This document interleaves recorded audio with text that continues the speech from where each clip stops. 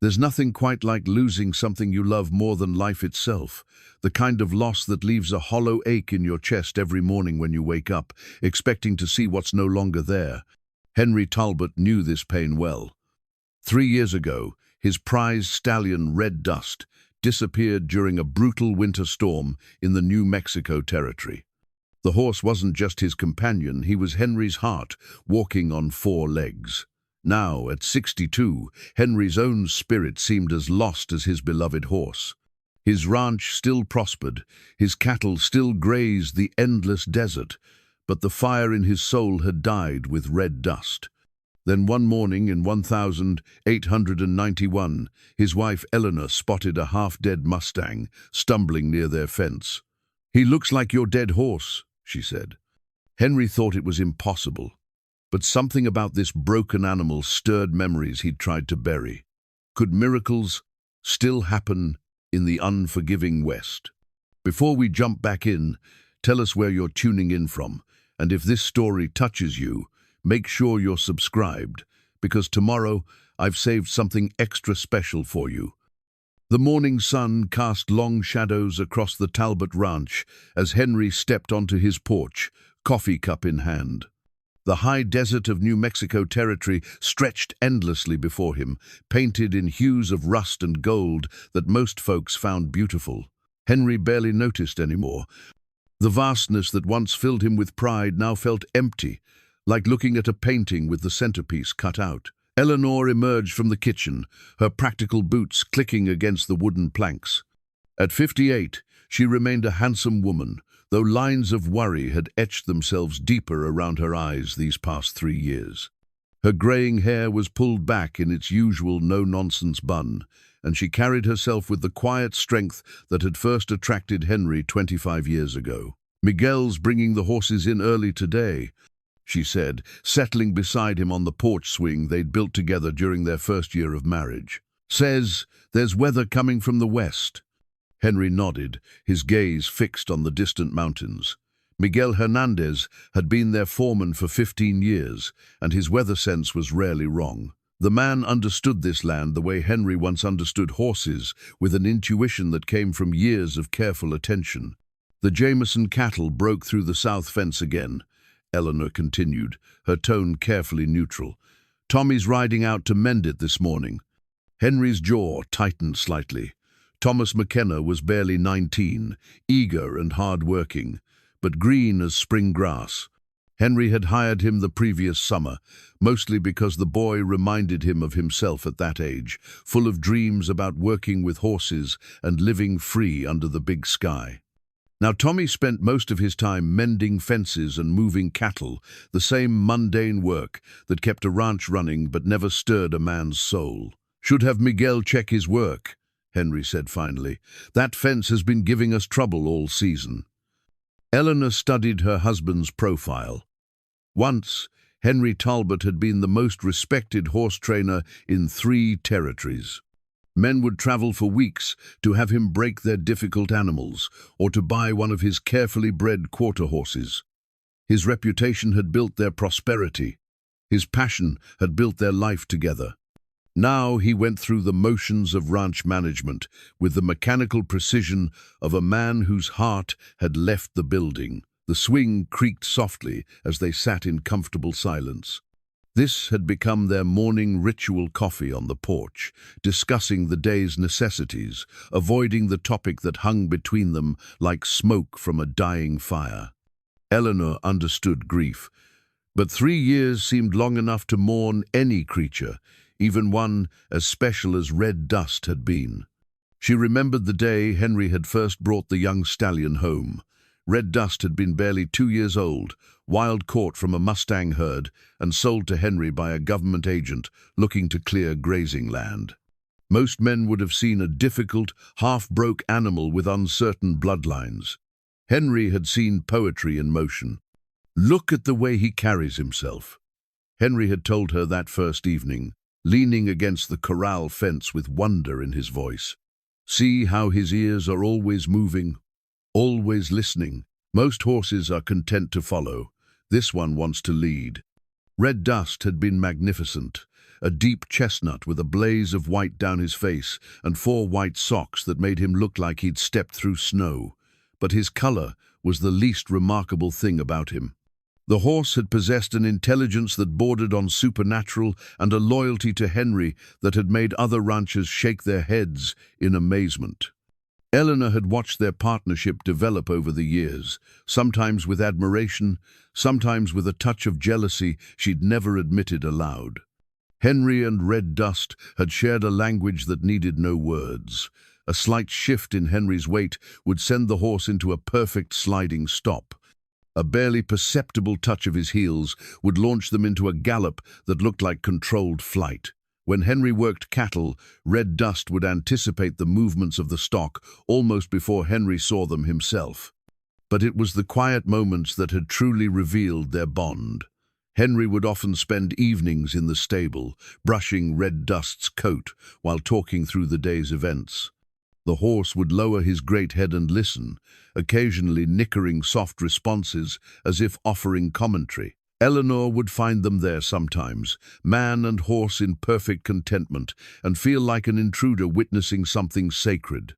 The morning of the blizzard, Henry had ridden out early to check on cattle in the high pasture.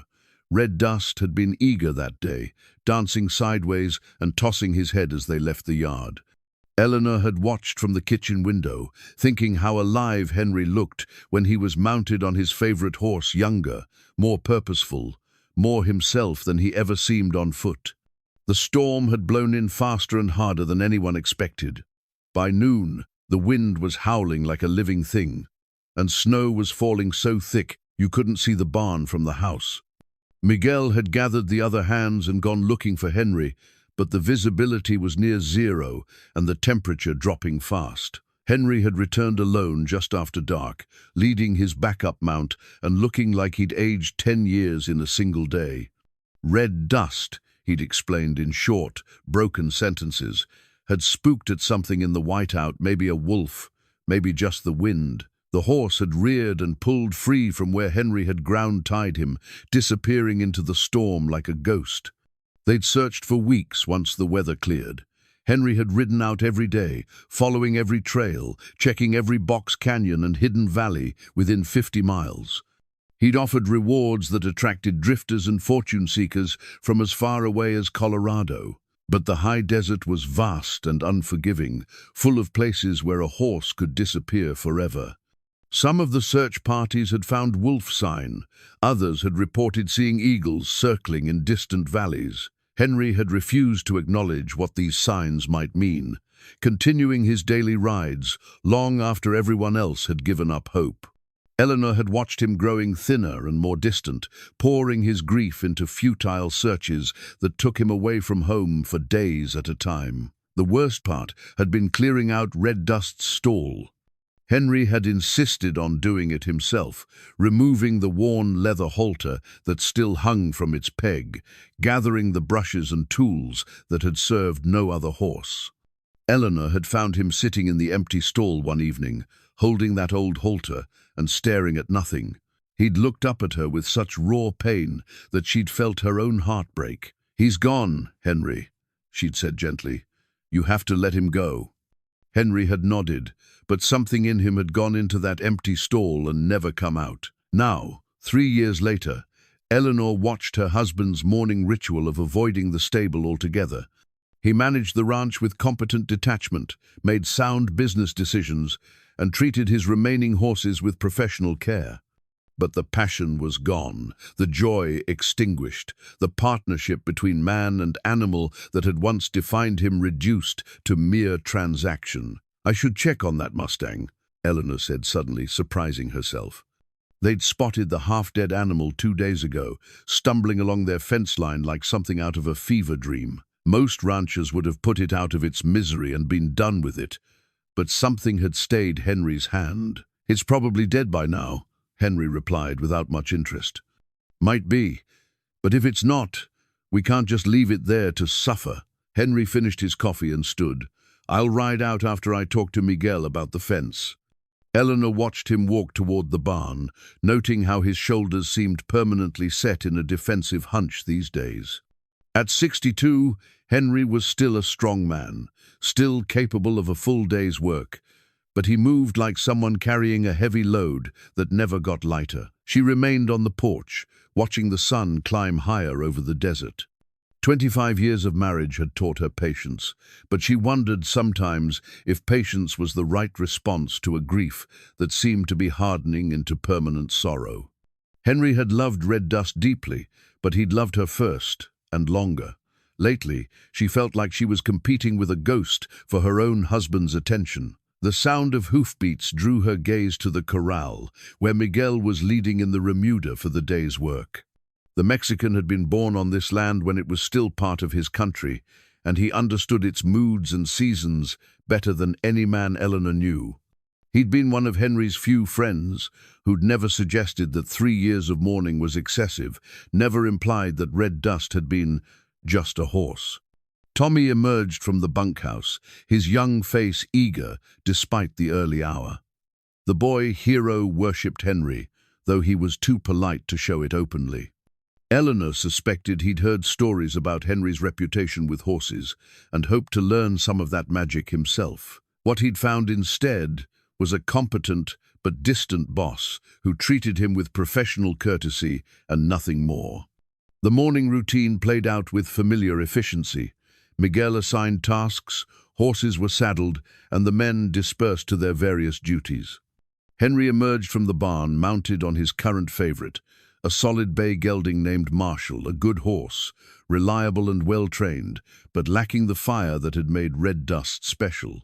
Eleanor made her own preparations for the day, tending to her garden and planning the week's meals. She'd adapted to ranch life with the same practical determination she brought to everything, learning to preserve food, manage accounts, and handle the 100 small crises that arose when you lived 40 miles from the nearest town. But she'd never quite adapted to the loneliness that seemed to permeate their home these days. By mid-morning, she found herself walking toward the south pasture where they'd spotted the dying Mustang.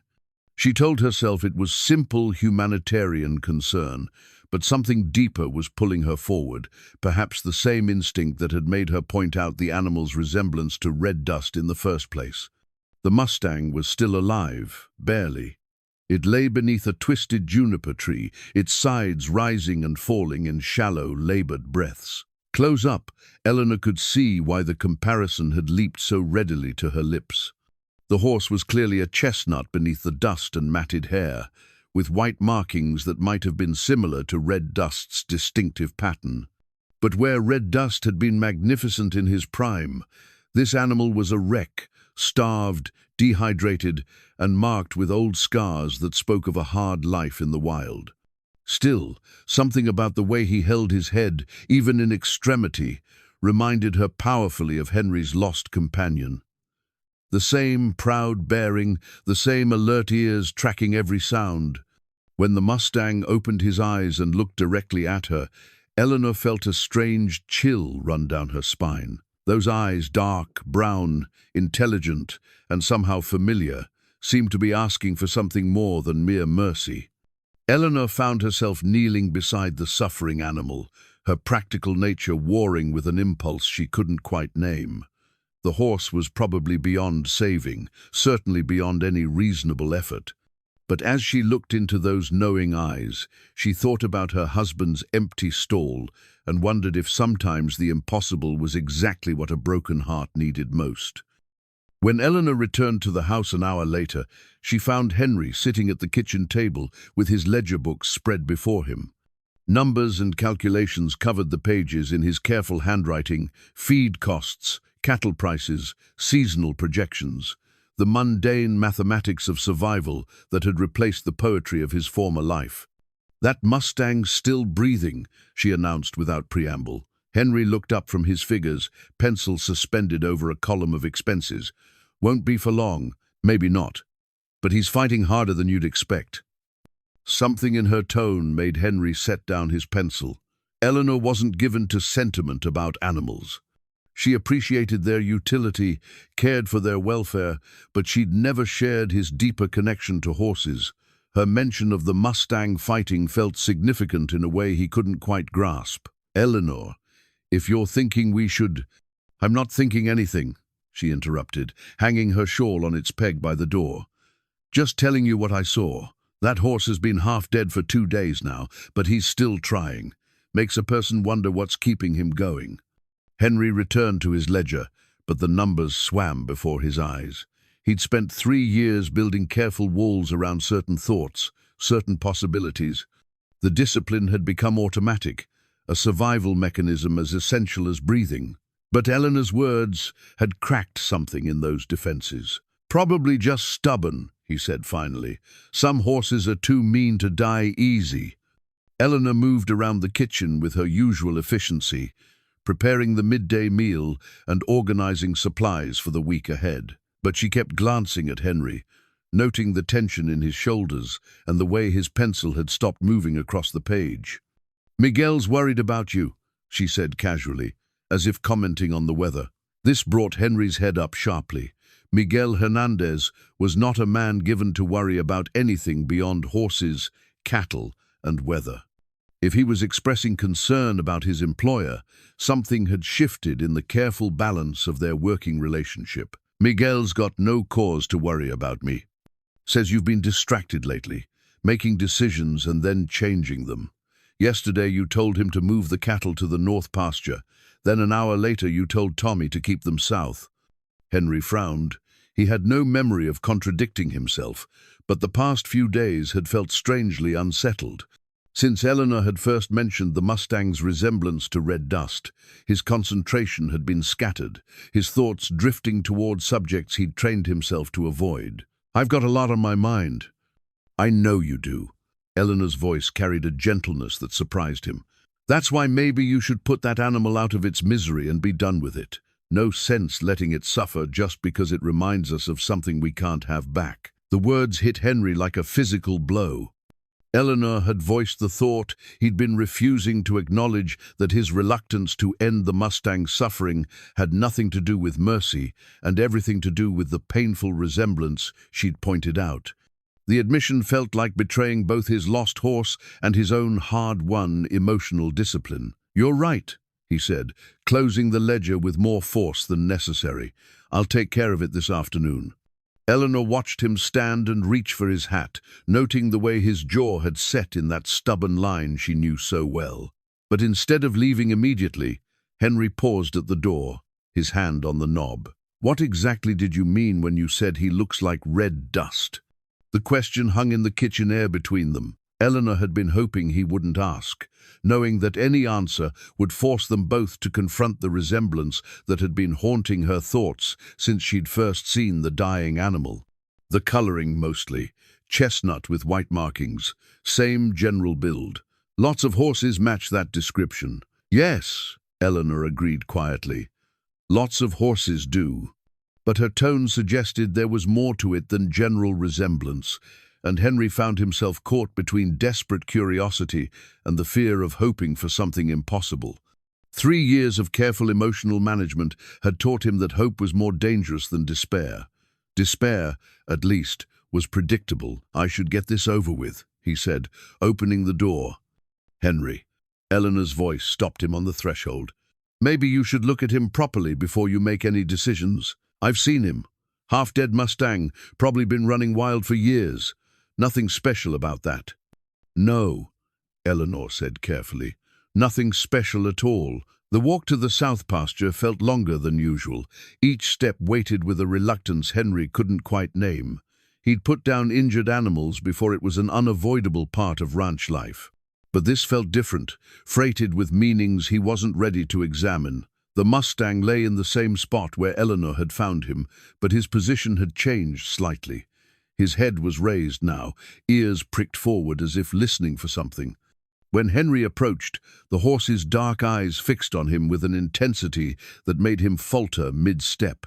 For a moment, the years collapsed. He was looking at eyes he'd looked into 1,000 times, eyes that had held the same alert intelligence, the same depth of understanding. The Mustang's condition was pitiable rib showing, coat dull with dust and neglect, old scars visible through the matted hair. But something in his bearing, even flat on the ground and dying, spoke of nobility that suffering couldn't quite erase. Henry forced himself to move closer, to see the animal clearly, rather than through the lens of wishful thinking. The white markings were similar to red dust's, but not identical.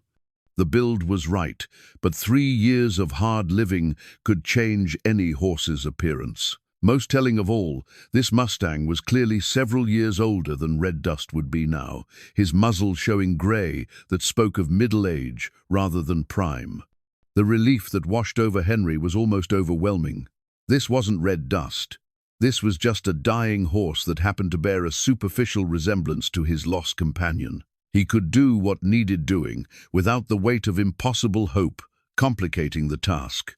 He knelt beside the Mustang, checking for obvious injuries or signs of disease that might make the animal dangerous. The horse watched him steadily, but made no attempt to move, either too weak to flee or too resigned to try.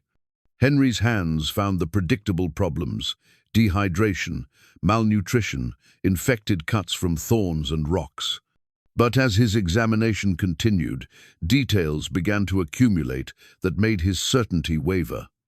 A scar along the right shoulder that looked like it might have come from barbed wire. The particular way the horse's left ear had a small notch in it, as if from an old injury. The exact pattern of white on the front legs that formed an almost perfect match to memories Henry had tried so hard to bury. "Easy, boy," Henry heard himself saying, using the same gentle tone he'd once used with Red Dust. "Nobody's going to hurt you." The Mustang's ears flicked forward at the sound of his voice, and something that might have been recognition flickered in those dark eyes. Henry told himself he was imagining it, projecting his own desperate wishes onto a dying animal. But when he moved his hand toward the horse's neck, the Mustang turned his head slightly, exposing the exact spot where Red Dust had always loved to be scratched. Henry's hand trembled as he touched the matted coat. The Mustang relaxed under the contact, breathing out a long sigh that sounded achingly familiar. For 3 years, Henry had heard that particular sound in his dreams, the contented exhalation Red Dust had always made when his favorite person was near. "This is impossible," Henry whispered, more to himself than to the horse. "You can't be—" But even as his rational mind insisted on impossibility, his hands were already moving with practiced efficiency, checking the Mustang's vital signs and assessing what it would take to save him. The horse was dehydrated but not beyond recovery, starved but not skeletal, exhausted but still possessed of a spark that suggested he wanted to live. Henry found himself thinking about water and feed, about the empty stall back at the ranch that hadn't housed a horse in 3 years, about the leather halter hanging unused on its peg and the brushes that had gathered dust since Red Dust's disappearance. "What am I doing?" he asked aloud, but his hands were already sliding under the Mustang's head and shoulders, testing whether the animal could support its own weight. The horse struggled to rise, legs trembling with effort, but managed to get his front end up. Henry moved to support the hindquarters, and together they managed to get the Mustang to his feet. Standing, the resemblance to Red Dust was even more pronounced. The same proud carriage, the same way of holding his head as if surveying his domain. Henry told himself he was acting out of simple compassion, that any decent man would try to save a horse that could still be saved. But as he fashioned a makeshift halter from his rope and began the slow walk back to the ranch, he knew he was lying to himself. This wasn't about mercy or kindness or even general love of horses. This was about hope, dangerous, irrational, probably doomed hope that had been lurking in his heart since Eleanor first spoke those fateful words. "He looks like your dead horse." The Mustang followed him with surprising docility, as if he understood that his survival depended on trust. When they reached the main corral, Miguel emerged from the barn, took one look at the scene, and shook his head. "Señor Henry, what are you doing? Saving a horse. That horse is half dead. Better to put him out of his misery. Maybe, but not today." Miguel studied his employer's face and saw something there that made him bite back further arguments. In 15 years of working for Henry Talbot, he'd learned to recognize the signs of a man making a decision that couldn't be talked out of. "Where you want him?" Henry looked toward the barn, toward the empty stall he'd avoided for 3 years. His father's old branding iron hung on the wall nearby, unused since the last time he'd marked a horse as his own. The sight of it made something twist in his chest. "The end stall. And Miguel, get some water and feed ready. This horse is going to live." Miguel nodded, though his expression suggested he thought his boss might be losing his mind. "Si, patron. Whatever you say." As they led the Mustang into the barn, Henry caught sight of Eleanor, watching from the house. Even at a distance, he could see the tension in her posture, the way she held herself when she was worried about him making a mistake she'd have to help him live with. Maybe this was a mistake. Probably it was. But as the Mustang walked into Red Dust's old stall and immediately moved to the corner where the water bucket had always hung, Henry felt something in his chest that he'd almost forgotten, the dangerous, wonderful sensation of believing that impossible things might sometimes turn out to be true. 2 weeks passed in a blur of careful nursing and cautious hope. The Mustang's recovery progressed faster than anyone had expected, his constitution proving stronger than his initial condition suggested. Henry found himself spending hours in the barn, monitoring the horse's progress with an attention to detail that bordered on obsession. Eleanor watched this transformation with mixed feelings. She hadn't seen Henry this engaged with anything in 3 years, but she recognized the dangerous territory he was entering. The careful emotional distance he'd maintained since Red Dust's disappearance was crumbling, replaced by an investment that could lead to either healing or deeper heartbreak. "He's looking better," she observed one morning, finding Henry brushing the Mustang's coat with patient strokes. The horse's ribs were no longer visible, and his coat was beginning to show hints of the deep chestnut color that lay beneath years of desert dust. "Good feed and regular care," Henry replied without looking up. "Any horse will improve under the right conditions." But Eleanor could see it was more than that. Henry was using brushes he hadn't touched in years, following routines he'd abandoned when Red Dust disappeared. The Mustang stood quietly under his ministrations, occasionally turning his head to nuzzle Henry's shoulder in a gesture of affection that made Eleanor's heart skip. "Miguel says you've been out here past midnight 3 times this week." Henry's brushstrokes paused. "Horse needed watching. First few days are crucial with an animal in this condition." "The first few days were 2 weeks ago, Henry." He resumed brushing, but Eleanor could see the tension in his shoulders. She'd known him long enough to recognize when he was avoiding a conversation that needed having. "Found something yesterday," Henry said finally, his voice carefully neutral. "When I was cleaning out that old desk in the study." He reached into his vest pocket and withdrew a faded daguerreotype, its edges soft with age. The photograph showed a younger Henry standing beside a magnificent chestnut stallion, both of them captured in a moment of perfect partnership. Red Dust's head was turned toward the camera, ears pricked forward, while Henry's hand rested on the horse's neck with casual familiarity. Eleanor took the photograph, studying the faces of both man and horse. Henry looked impossibly young, his hair still dark, and his face unmarked by the lines that grief had etched there.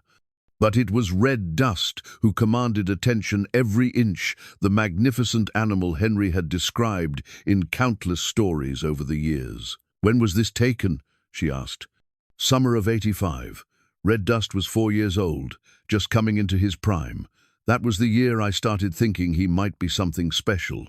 Eleanor looked from the photograph to the Mustang, who was watching their conversation with alert interest. The resemblance was undeniable, not just in coloring but in bearing. In the particular way, both horses held their heads and focused their attention. "Henry," she began carefully, "you know this can't be. I know what's possible and what isn't." Henry interrupted, taking the photograph back and returning it to his pocket. "I'm not a fool, Eleanor. I'm just taking care of a horse that needed help." But even as he spoke, his hand moved unconsciously to scratch the Mustang behind the ears, finding the exact spot that had always been Red Dust's favorite. The horse leaned into the touch with a familiarity that made Eleanor's breath catch. Miguel appeared in the barn doorway, hat in hand and expression apologetic. "Senor Henry, sorry to interrupt, but there's a man here to see you. Says he's from the territorial government." Henry frowned. Government visits were rarely good news for ranchers, especially when they came unannounced. "What's he want?" "Wouldn't say. But he's got papers with him, and he's been asking questions about missing livestock." Eleanor felt a chill that had nothing to do with the morning air. Missing livestock investigations often meant questions about ownership, brands, and the legal status of animals that might have changed hands under questionable circumstances. "I'll be right there," Henry said, giving the Mustang a final pat. But as he turned to leave, the horse nickered softly, a low, musical sound that stopped Henry in his tracks. Eleanor saw her husband's face go pale. She'd heard that same sound countless times over the years, always when Red Dust was trying to get Henry's attention or express contentment. It was a distinctive vocalization, unlike anything she'd heard from their other horses. "Henry?" she said quietly. He shook his head as if clearing it, then strode toward the barn door with determined steps. "Government business won't wait." The territorial representative turned out to be a thin, officious man named Collins, who carried himself with the self-importance of someone who rarely left his office. He sat uncomfortably on the Talbots' front porch, sweat staining his city clothes despite the morning coolness. "Mr. Talbot, I'm investigating reports of missing horses in this region, specifically animals that may have been taken by raiders or rustlers over the past several years." Henry settled into his chair with the easy confidence of a man on his own property. "What's that got to do with me?" Collins consulted his papers. "We've had reports of a distinctive chestnut stallion that disappeared from a ranch north of here about 3 years ago. Owners offering a substantial reward for information." Eleanor felt her stomach tighten. 3 years ago, exactly when Red Dust had vanished. But Henry's expression remained carefully neutral. "Lot of chestnut horses in this territory, Mr. Collins. Happens to be a popular color." "Yes, but this particular animal had distinctive markings. White blaze, 4 white socks, specific scars from an old injury. The owner provided detailed descriptions." Henry's jaw tightened almost imperceptibly. "And you think I might have seen this horse?" "I think you might currently have this horse, Mr. Talbot. My sources tell me you recently acquired a Mustang matching this description." The accusation hung in the air like smoke from a distant fire. Eleanor watched her husband's face, seeing the careful control that had carried him through 3 years of grief, beginning to crack under pressure. "My sources," Henry said slowly, "would be mistaken about the circumstances of that acquisition. Perhaps you could show me the animal in question, just to eliminate any confusion." Henry stood, his movement deliberate and measured. "Mr. Collins, I've been ranching in this territory for 25 years. My reputation for honest dealing is well established. If you want to see my horses, you're welcome to look, but I won't be questioned like a common thief on my own property." Collins had the grace to look uncomfortable. "I meant no offense, Mr. Talbot, but you understand I have to investigate these reports." The walk to the barn felt like a funeral procession. Eleanor found herself holding her breath as Henry led the way, wondering what Collins would make of the Mustang and whether the similarities to Red Dust would be obvious to a stranger's eye. The Mustang was standing alert in his stall when they arrived, as if he'd been listening to their approach. Collins stepped forward, consulting his papers and comparing them to the horse before him. "Coloring's right," he murmured. "Build looks about right too. Mind if I take a closer look?" Henry nodded, though Eleanor could see the tension radiating from him. Collins entered the stall with the cautious movements of a man not entirely comfortable around horses. The Mustang stood quietly, allowing the examination, but keeping his attention fixed on Henry. "Interesting," Collins said, running his hands along the horse's legs. "These white markings are quite distinctive, and this scar here looks like it could match the description I was given." Eleanor saw Henry's hands clench into fists at his sides. The suggestion that this horse might be someone else's property, might be taken away just as he was beginning to hope again, was clearly more than he could bear. "Scars from barbed wire are common enough," Henry said carefully. "Any horse that's spent time running wild is going to have marks like that." Collins continued his examination, making notes and comparing details to his paperwork. The Mustang endured the attention with patient resignation, but Eleanor noticed how the horse's ears kept tracking Henry's movements, how he seemed most relaxed when Henry was in his line of sight. "Tell me about how you acquired this animal," Collins said finally. Henry's voice was steady when he answered. "Found him dying on my property 2 weeks ago. Half-starved, dehydrated, barely alive. Nursed him back to health out of simple decency. No bill of sale? No transfer of ownership documents?" "Mr. Collins, when you find a dying animal on your own land, you don't ask for paperwork before you try to save its life." Collins made more notes, clearly uncomfortable with the situation, but determined to complete his investigation. "The thing is, Mr. Talbot, the description I have matches this horse very closely, and the timing of your finding him coincides with renewed search efforts by the original owner." "Original owner of what?" Henry's voice carried a dangerous edge.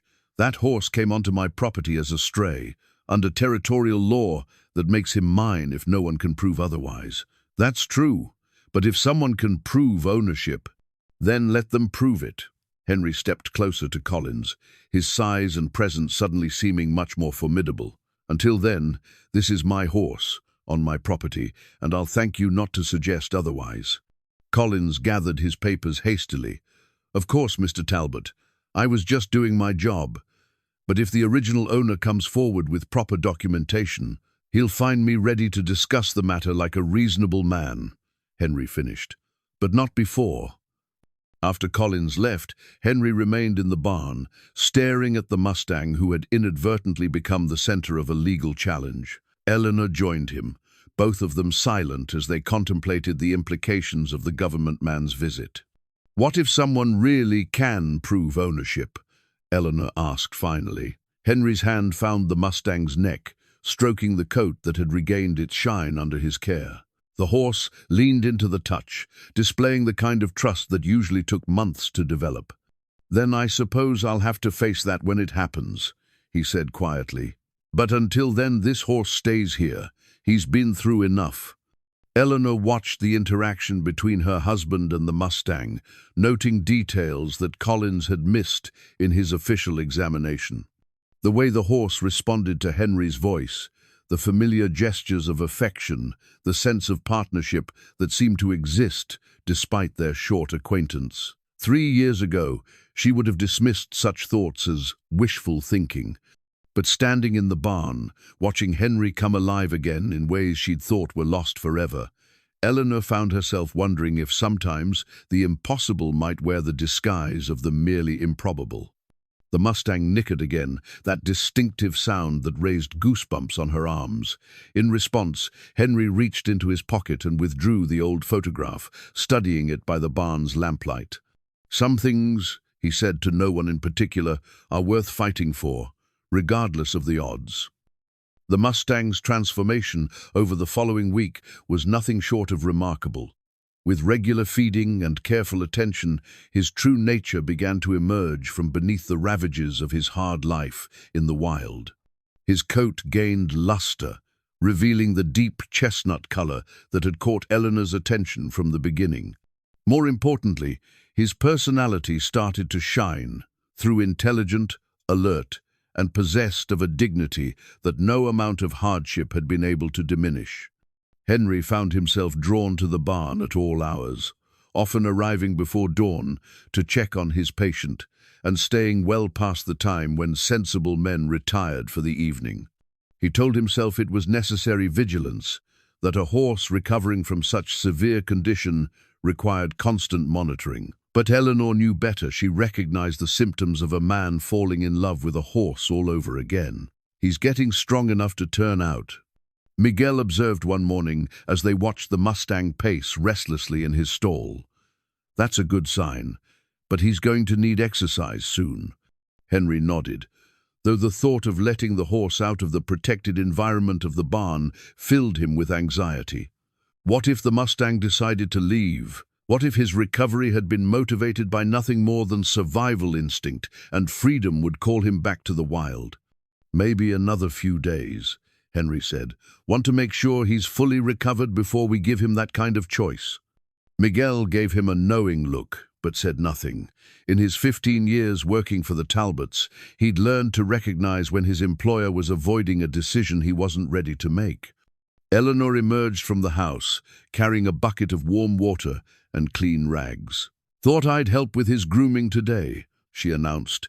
"That coat needs proper attention if we're going to see what we're really dealing with." Henry stepped back to give her room, watching as she approached the Mustang with the same no-nonsense competence she brought to everything. The horse accepted her attention calmly, though his ears remained focused on Henry's location throughout the process. As Eleanor worked, methodically cleaning away the accumulated dust and debris of months in the wild, details emerged that made Henry's breath catch. A distinctive cowlick on the horse's forehead that formed an almost perfect star. The exact pattern of darker chestnut around his muzzle that had always made red dust look like he was smiling. Most unsettling of all, a jagged piece of rusted wire embedded deep in the muscle of his left shoulder, old enough to be partially healed over, but recent enough to suggest it hadn't been there since birth. "Henry," Eleanor said quietly, her fingers tracing the wire's outline. "This needs to come out. It's probably been causing him pain." Henry moved closer, examining the foreign object with hands that had treated similar injuries countless times over the years. The wire was barbed, the kind used for fencing, and it had penetrated deep enough to require careful extraction. But something about its position and angle triggered a memory that made his hands tremble. 3 winters ago, during the search for red dust, they'd found a section of fence that had been broken through with tremendous force. The wooden posts had been snapped, the wire pulled tight and twisted into sharp coils that could easily have injured a panicked horse.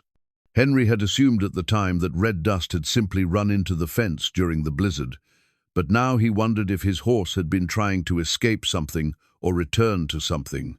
"We'll need to sedate him for this," Henry said, his voice rougher than he intended. "Can't risk him thrashing around with wire that close to major blood vessels." Eleanor studied her husband's face, noting the pallor and the way his jaw was working, as if he was chewing on words he couldn't quite speak.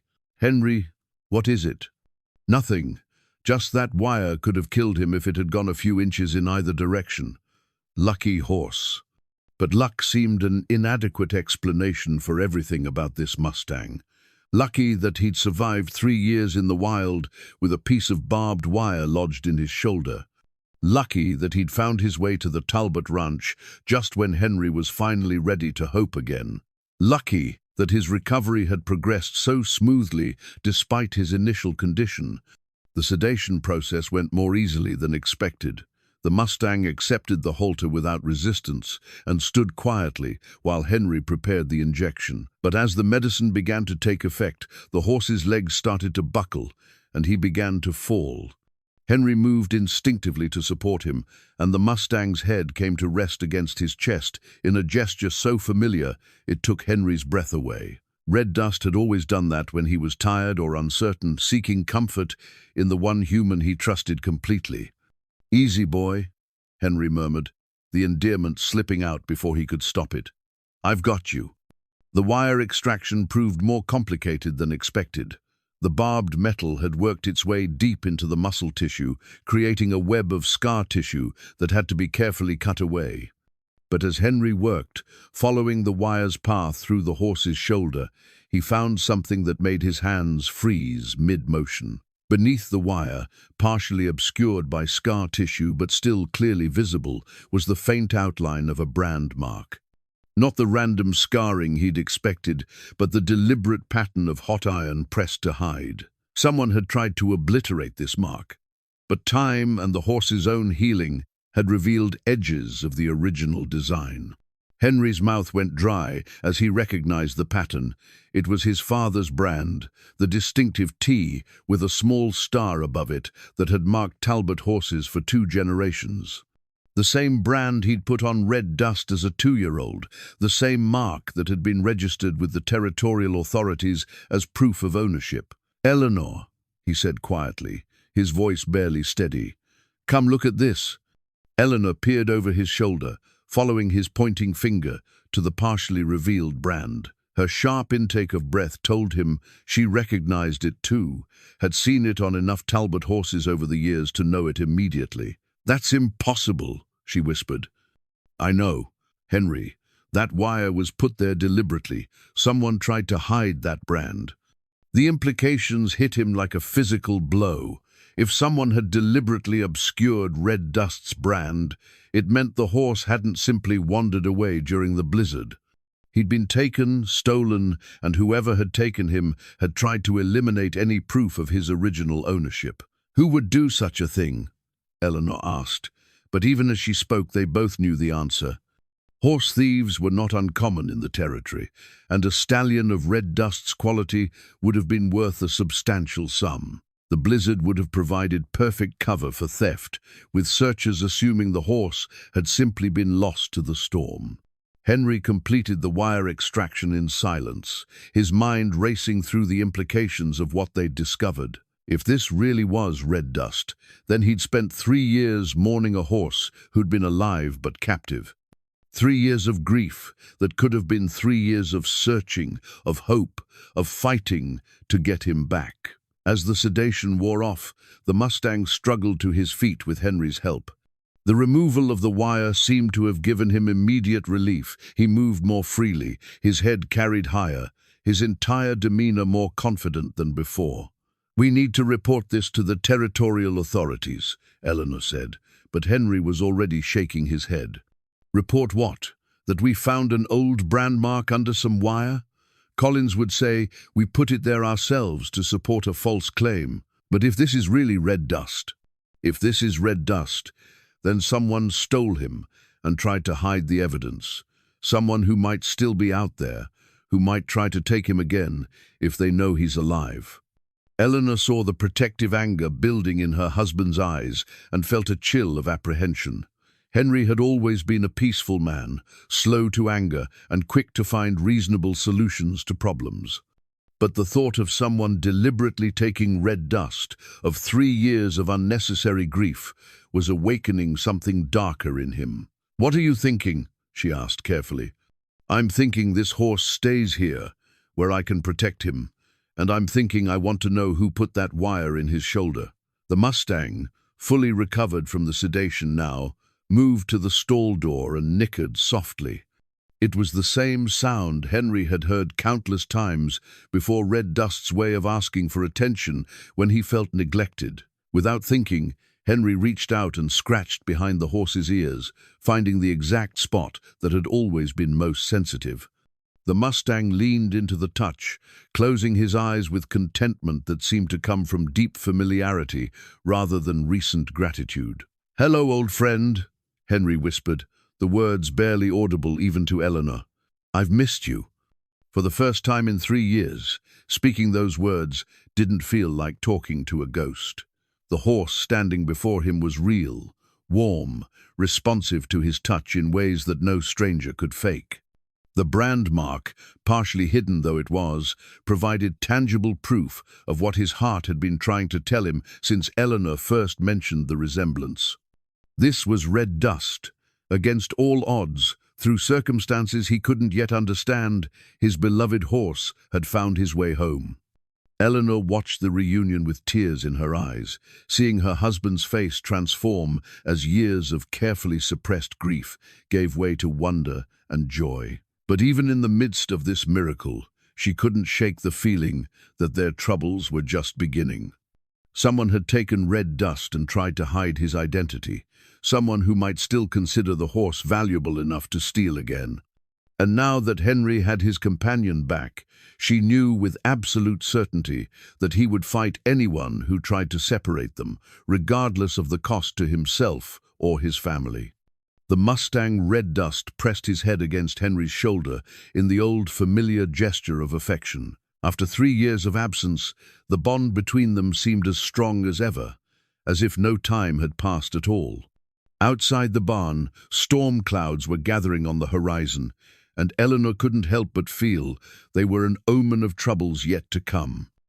The days following the discovery of the brand mark passed in a haze of renewed purpose for Henry. He found himself studying red dust with the intensity of a man trying to reconcile 3 years of grief with the miracle standing before him. Every familiar gesture, every recognizable habit added another layer of certainty to what his heart already knew. Eleanor watched this transformation with growing concern. While she rejoiced in seeing her husband's spirit restored, she recognized the dangerous territory they were entering. Henry's protective instincts had always been strong, but now they carried the edge of a man who'd lost something precious once and would not allow it to happen again. "You need to be careful how you talk about this horse," she warned him one morning as they shared coffee on the porch.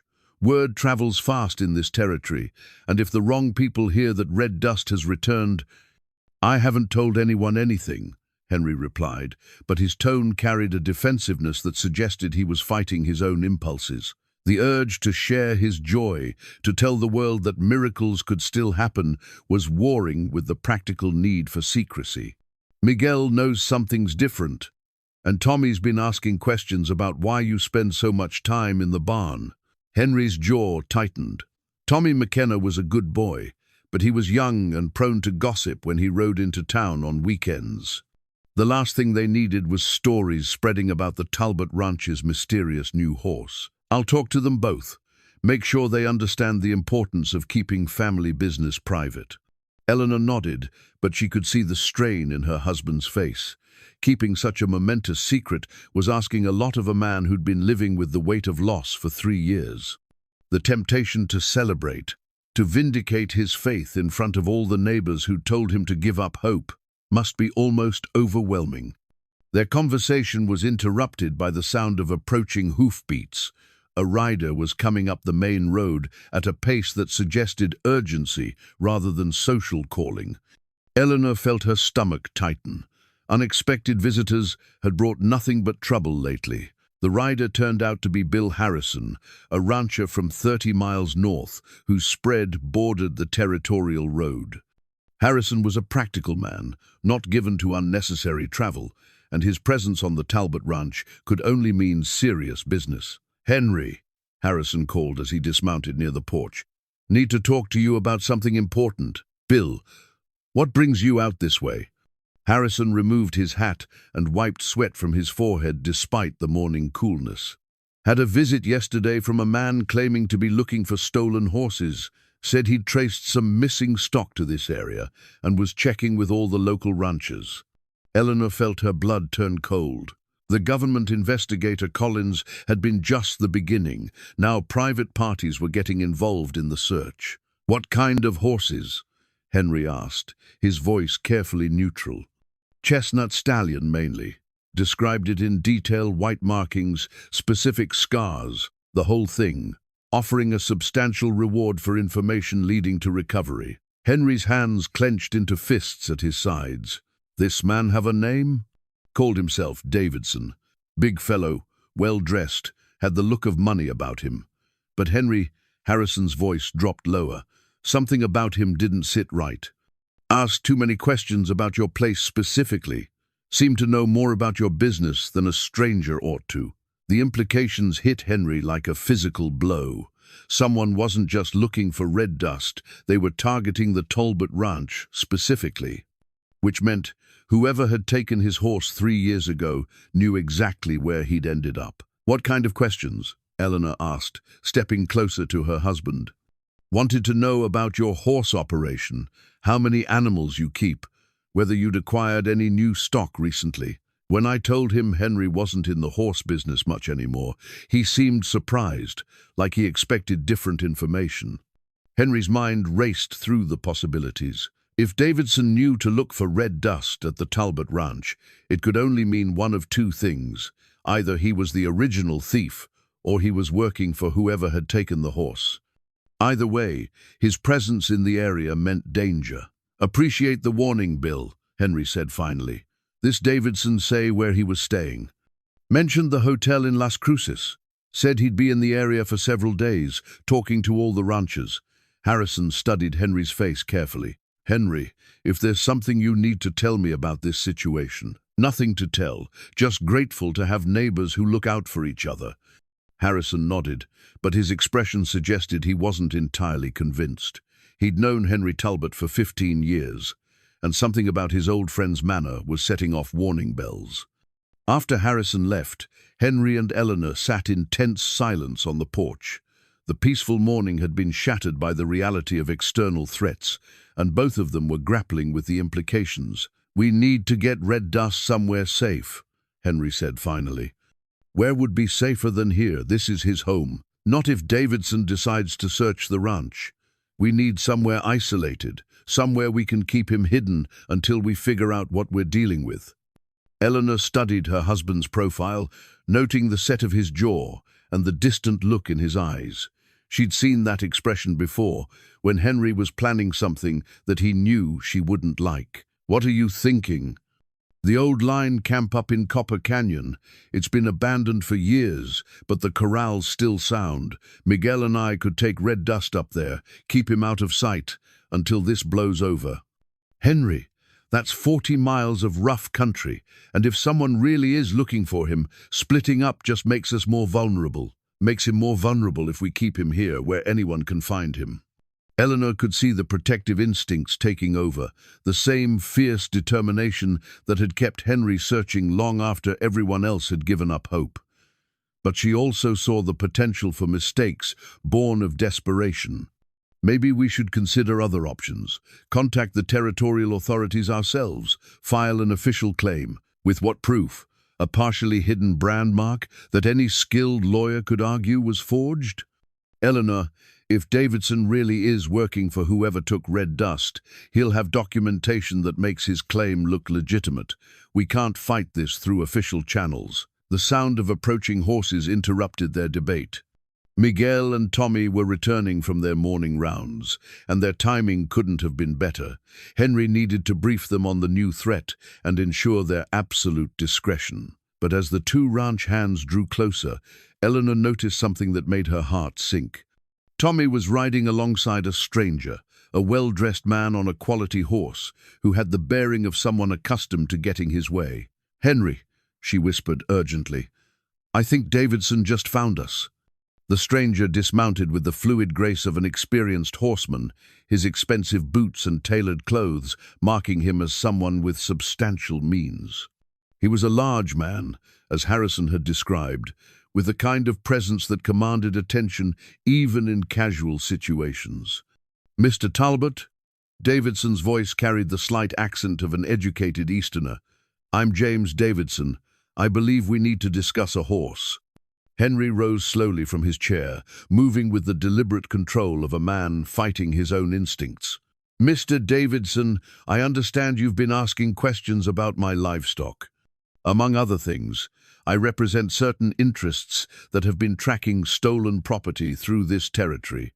I have reason to believe you may have information relevant to my investigation." The formal language didn't hide the underlying threat. Davidson was here to reclaim Red Dust, and his confidence suggested he had the legal authority to do so. "You're welcome to look around," Henry said carefully, "but I'm not sure what information I could provide about stolen horses." Davidson smiled, but the expression didn't reach his eyes. "Oh, I think you'd be surprised what information you might have, Mr. Talbot.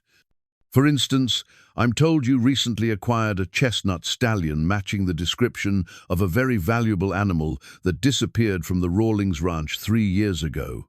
Eleanor felt the world shift around her. The Rawlings Ranch, she knew that name. James Rawlings had been one of Henry's competitors in the horse business, a man who'd always resented Henry's reputation and success. If Rawlings was claiming Red Dust had been stolen from him, "I found a half-dead Mustang on my property," Henry said slowly. "Nursed him back to health out of simple decency. That hardly constitutes theft."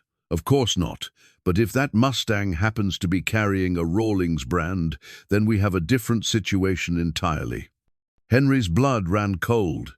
If Davidson was confident enough to make that statement, it meant he knew about the altered brand, knew that evidence of Red Dust's original ownership had been deliberately concealed. "I think you'd better come inside, Mr. Davidson," Henry said finally. "This conversation requires more privacy than a front porch provides." As they moved toward the house, Eleanor caught her husband's eye and saw the same realization she was grappling with. This wasn't a simple case of mistaken identity or competing claims. Someone had orchestrated an elaborate theft 3 years ago, complete with forged documentation and planted evidence. And now they were back to finish what they'd started. Red Dust was still in danger, but this time the threat came with legal documents and the backing of territorial law. Fighting it would require more than determination. It would require proof of a conspiracy that reached deeper than either of them had imagined. In his study, Henry reached for the small, silver-inlaid bit that had been Red Dust's favorite piece of tack. Hidden away in a drawer for 3 years, it represented the one piece of evidence that might prove his horse's true identity. But using it would mean revealing his certainty that the Mustang was Red Dust, a revelation that could either save them or destroy everything they'd worked to protect. Davidson's presence in their home felt like a violation, but Henry forced himself to maintain the facade of cooperation. The next few hours would determine whether he got to keep his horse or lost him forever to the machinations of men who saw animals as nothing more than valuable property to be bought, sold, and stolen at will. Outside, storm clouds continued to gather, and Eleanor couldn't shake the feeling that the weather was the least of their problems. Inside Henry's study, the atmosphere was thick with tension. Davidson settled into the offered chair with the confidence of a man accustomed to getting his way, while Henry remained standing behind his desk, a subtle assertion of authority on his own property. "Mr. Talbot, let me be direct," Davidson began, removing a leather portfolio from his coat. 3 years ago, a valuable stallion was stolen from the Rawlings ranch during a winter storm. The theft was carefully planned to coincide with severe weather that would hamper immediate pursuit. Henry's expression remained carefully neutral, but Eleanor could see the muscles in his jaw working. "I'm sorry to hear about Mr. Rawlings' loss, but I fail to see how it concerns me.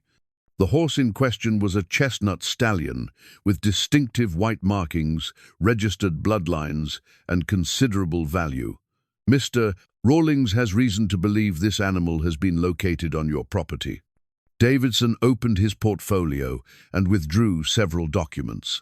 "These are copies of the original registration papers, detailed descriptions of identifying marks, and sworn affidavits from witnesses who can testify to the horse's appearance and training." Eleanor moved closer to examine the papers, her heart sinking as she recognized the level of preparation Davidson had brought to this confrontation. The documents looked official and comprehensive, exactly the kind of evidence that would carry weight with territorial authorities. "Mr. Davidson," Henry said slowly, "I've already told your government friend Collins that the horse I found was a dying Mustang. I have no registration papers because there was nothing to register, just an act of mercy toward a suffering animal." "Yes, about Mr. Collins." Davidson's smile was thin and cold. "I'm afraid his investigation was somewhat premature. You see, Mr. Rawlings wasn't ready to make his claim public until he'd gathered all the necessary evidence." "Evidence of what, exactly?" "Evidence that his stolen horse was deliberately altered to hide its identity, then allowed to run wild until such time as it could be rescued by someone who would claim salvage rights." The accusation hung in the air like smoke from a funeral pyre. Eleanor felt her knees go weak as she realized the scope of what they were facing. This wasn't just about recovering a stolen horse. Davidson was suggesting that Henry had been complicit in the original theft. "That's a serious allegation, Mr. Davidson," Henry said, his voice dangerously quiet. "I hope you have proof to back it up." I have enough proof to satisfy territorial law, Mr. Talbot. The question is whether we resolve this matter privately or involve the authorities in a more formal investigation. Eleanor stepped forward, her practical nature overriding her emotional turmoil. Mr. Davidson, exactly what are you proposing? Simple return of stolen property to its rightful owner. Mr. Rawlings is prepared to be generous. He understands that you've invested time and resources in the animal's care. He's willing to compensate you for reasonable expenses. And if we refuse? Henry's question carried an edge that made Eleanor's blood run cold. Then we pursue the matter through official channels. Sheriff's investigation, territorial court proceedings, potential criminal charges for receiving stolen property. Davidson leaned back in his chair. I'm sure you understand that such proceedings could be quite costly and time-consuming, regardless of their ultimate outcome. Henry moved around his desk with predatory grace, stopping just close enough to Davidson to make the other man unconsciously lean back in his chair.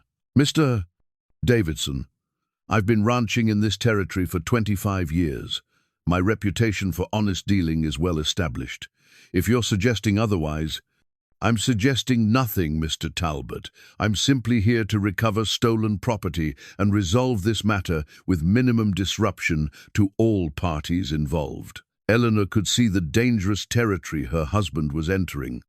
Henry's protective instincts were warring with his sense of justice, and the combination was pushing him toward a confrontation that could destroy everything they'd built. Perhaps we could see this horse, she said quickly, stepping between the two men.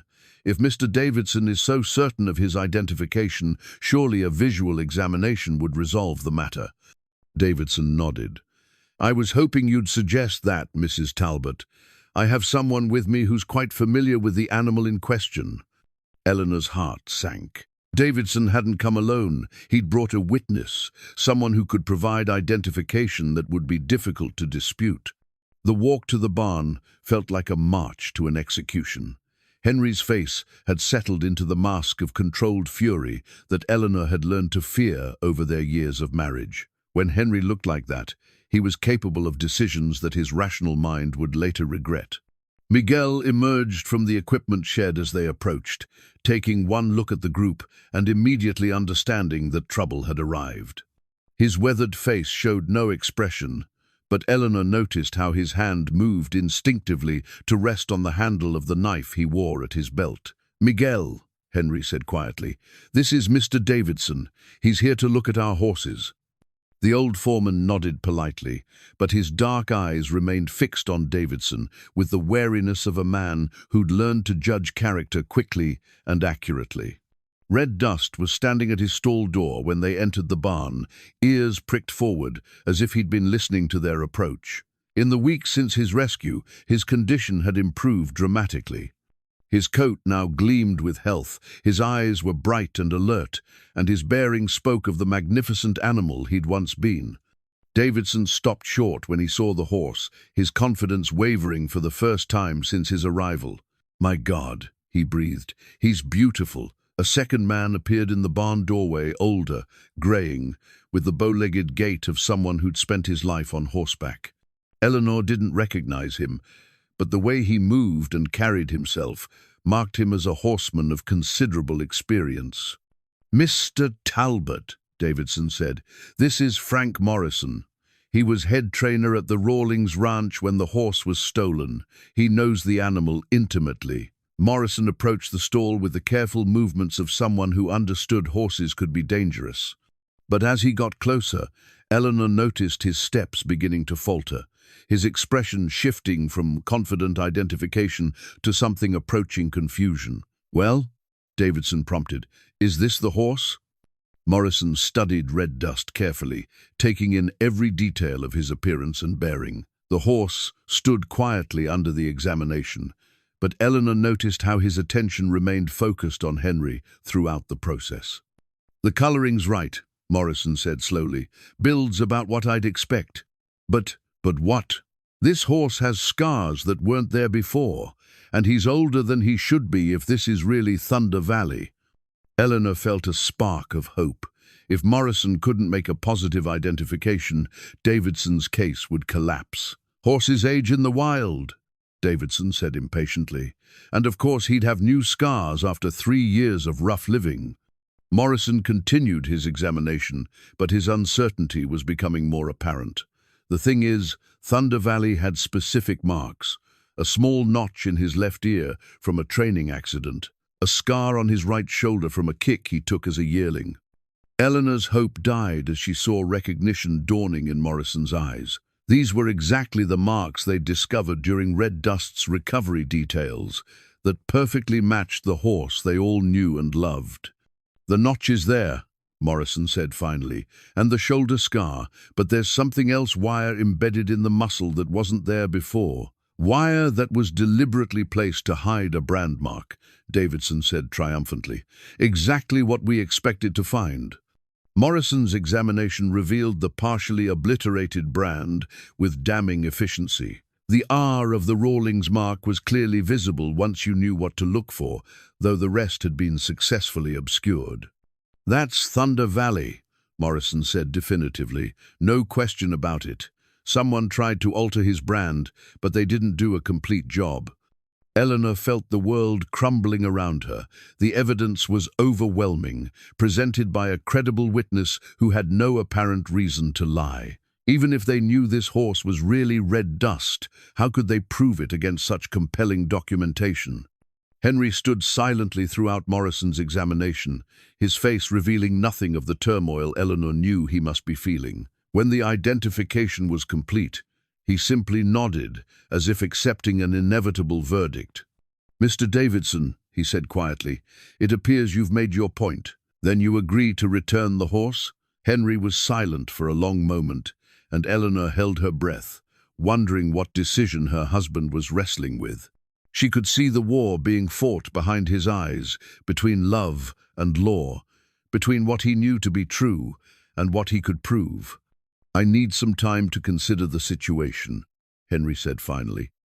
"This is a serious matter, and I want to make sure I handle it properly." Davidson's expression hardened.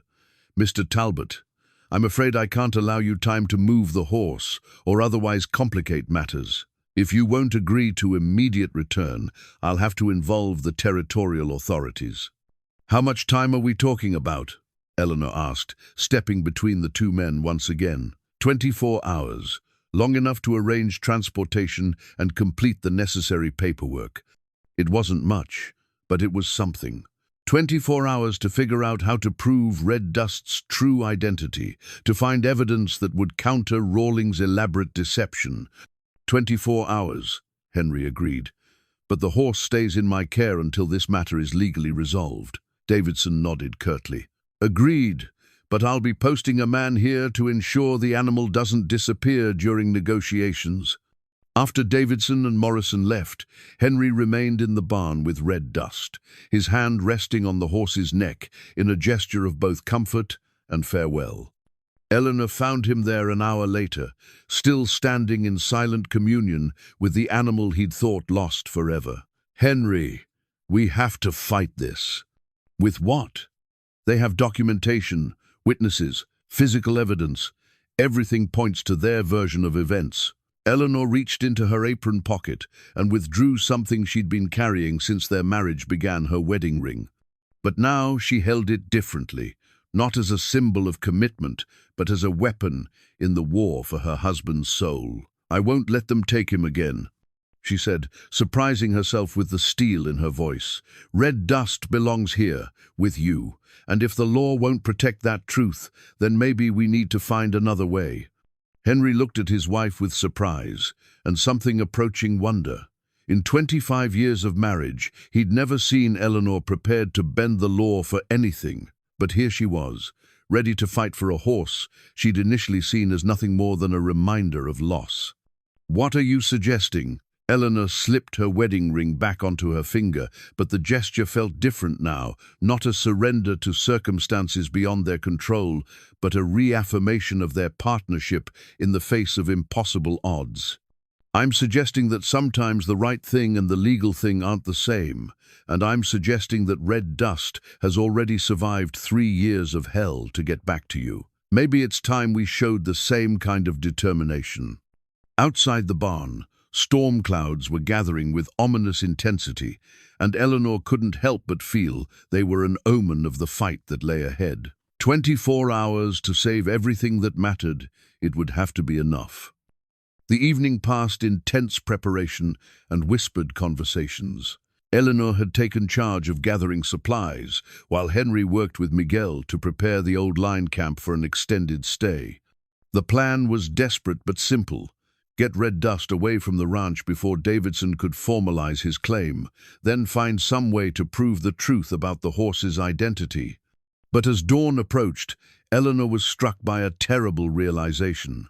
In all their planning, they'd been thinking like people with something to hide, rather than people with a truth to reveal. If red dust was really Henry's horse, then running would only make them look guilty of the exact crime Davidson was alleging. "Henry," she said, finding him in the barn as he prepared to load red dust into the trailer, "we're making a mistake." "Eleanor, we've been through this. We don't have enough evidence to fight Davidson's claim through legal channels." "No, but we have something better. We have the truth." Henry paused in his preparations, hearing something in his wife's voice that made him turn to face her fully. Eleanor stood in the barn doorway with her shoulders squared and her chin raised in the determined posture he'd learned to recognize over 25 years of marriage. "What are you thinking?" "I'm thinking that if this is really red dust, then running away with him is exactly what a horse thief would do, but if we're telling the truth, then we should act like it." Before Henry could respond, the sound of approaching vehicles shattered the morning quiet. Through the barn doors, they could see a small convoy heading up the main road, Davidson's expensive carriage, followed by what looked like a territorial sheriff's wagon. "They're early," Henry said grimly. "Or maybe they're right on time," Eleanor replied. "Henry, I need you to trust me. Can you do that?" Something in her tone made him nod without questioning her plan. In all their years together, Eleanor had never led him astray when the stakes were high. "Miguel," Eleanor called to the foreman, who was watching the approaching vehicles with obvious concern, "bring red dust out to the main corral, and Miguel, bring Henry's father's branding equipment too." Henry's eyes widened as he understood what his wife was proposing. "Eleanor, that's the proof we need," she said firmly.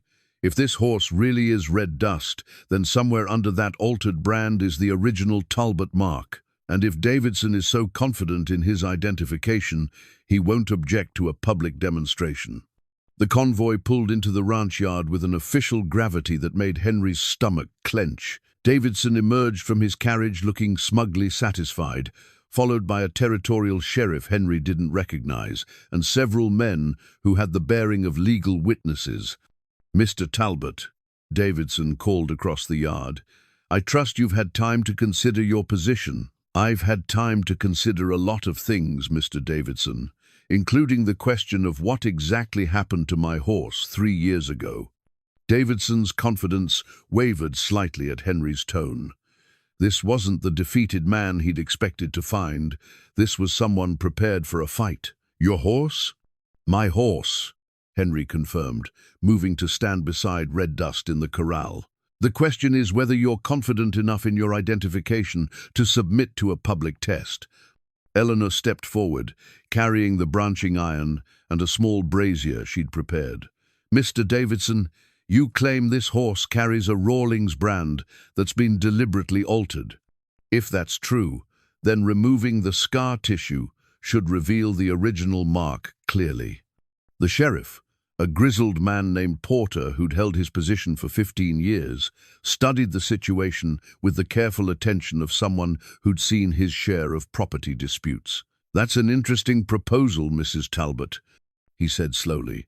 "But brand alteration is a serious crime. If we're going to examine this horse's markings, it needs to be done officially, with proper witnesses and documentation." "Agreed," Eleanor said immediately. "But I'm also proposing that we test another theory. If this horse has been living wild for 3 years, as Mr. Davidson claims, Then he should have no memory of human training or specific commands. Davidson frowned. What are you suggesting? Eleanor moved to stand beside her husband, and Henry saw something in her eyes that he'd never seen before, the fierce determination of a woman fighting for everything she loved. I'm suggesting that Thunder Valley, if that's who this is, would have no reason to respond to the specific commands and signals that Henry used to train Red Dust. But if this is Red Dust, then 3 years of wild living shouldn't have erased a lifetime of partnership. The challenge hung in the morning air like a thrown gauntlet. Davidson consulted quietly with Morrison, who looked increasingly uncomfortable as the implications of Eleanor's proposal became clear. This is highly irregular, Davidson protested. The brand identification is sufficient for legal purposes, but it's not sufficient for the truth, Eleanor replied. And since you're so confident in your identification, you shouldn't object to additional evidence. Sheriff Porter stepped forward, his authority settling over the gathering like a heavy blanket. I think Mrs. Talbot has made a reasonable request. If this horse is truly wild caught, as you claim, then human commands shouldn't mean anything to him. But if he responds to specific training, that raises questions about his history. Henry found himself caught between admiration for his wife's courage and terror at what they were attempting. If Red Dust didn't respond, if 3 years had truly erased their partnership, then Eleanor's gamble would backfire spectacularly. But as he looked into the horse's dark eyes, he saw the same intelligence that had always been there, the same alert attention that suggested nothing important had been forgotten. All right, Henry said quietly, let's see who this horse really is. He moved to the center of the corral, Red Dust following without being led. The simple act of walking together drew murmurs from the watching crowd, the kind of synchronized movement that spoke of deep familiarity. Henry stopped and turned to face the horse, their eyes meeting in the moment of perfect communication he'd thought lost forever. Then, without touching Red Dust or using any verbal command, he shifted his weight slightly and turned his shoulders to the left. Red Dust responded instantly, moving into the flowing left-hand circle that had always been their warm-up routine. Henry's body language guided the horse through increasingly complex patterns, flying lead changes, sliding stops, spins that showcased the animal's athletic ability and their seamless partnership. The crowd watched in stunned silence as man and horse moved through a routine that could only have been developed over years of careful training. This wasn't the behavior of a wild Mustang. This was the demonstration of a bond that no amount of hard living could break. But Eleanor wasn't finished. Henry, she called from the fence. The silver bit. Henry's breath caught as he understood. Eleanor had brought more than branding equipment. She'd brought Red Dust's favorite bit, the silver inlaid piece that had been made specifically for his mouth and his preferences. With hands that trembled slightly, Henry approached Red Dust with the distinctive bit. A wild horse would resist unfamiliar tack, especially something as personal as a bit designed for a specific animal. But Red Dust lowered his head immediately, accepting the bit with the familiarity of long association. The effect on the watching crowd was electric. Morrison stepped forward, his face pale with the realization of what he was witnessing. That's impossible, he breathed. Thunder Valley never wore anything like that bit. The Rawlings horses used standard equipment. Davidson's confident facade was crumbling as the evidence mounted against his claims. But Eleanor wasn't finished with her revelations. Sheriff Porter, she said, I think it's time we examined that brand mark more carefully. The examination revealed what Eleanor had suspected beneath the scar tissue, and wire damage was not a Rawlings R, but the clear outline of the Talbot family brand.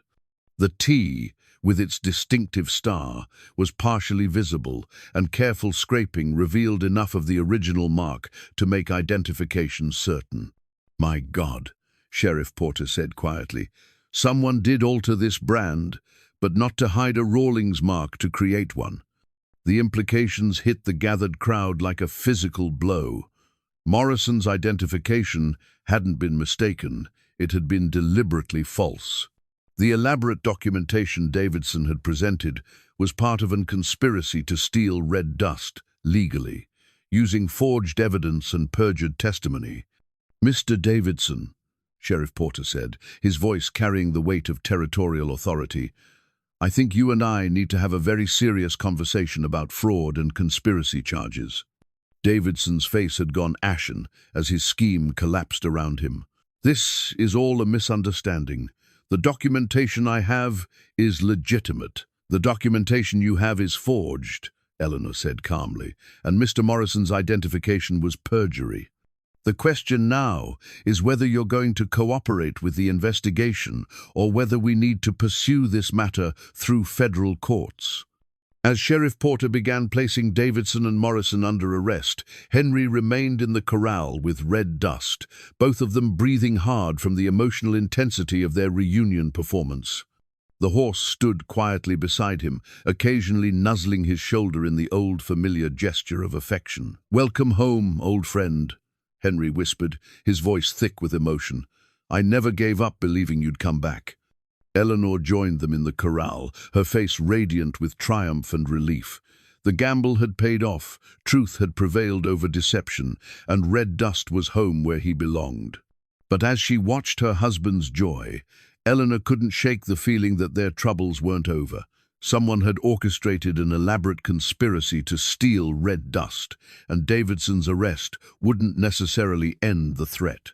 The horse had survived 3 years of captivity and had somehow found his way home, but keeping him safe would require vigilance that might last the rest of their lives. For now, though, it was enough that the miracle had been acknowledged, the truth had been revealed, and the bond between Henry and red dust had proven stronger than any human scheme to destroy it. The hidden brand mark that had nearly been their downfall had become the key to their salvation, and Eleanor felt a deep satisfaction in knowing that sometimes justice really could prevail against impossible odds. The storm clouds that had been gathering for days finally opened, releasing rain that washed the dust from the desert and seemed to cleanse the air of deception and lies. Henry and Eleanor stood together in the corral with red dust, letting the rain fall on all of them as they celebrated a victory that felt like a resurrection. The arrest of Davidson and Morrison sent shockwaves through the territory that reached far beyond the Talbot Ranch. Within days, territorial investigators had uncovered evidence of a sophisticated horse theft ring that had been operating for years, using forged documentation and bribed officials to legitimize stolen animals. Red Dust's case had blown open a criminal conspiracy that threatened the livelihood of honest ranchers throughout New Mexico. But Henry found little satisfaction in the Vindication. As he worked with Red Dust in the days following their dramatic reunion, he was haunted by questions about what his horse had endured during those 3 missing years. The scars told part of the story, evidence of harsh treatment, inadequate care, and the desperate attempts to erase his true identity.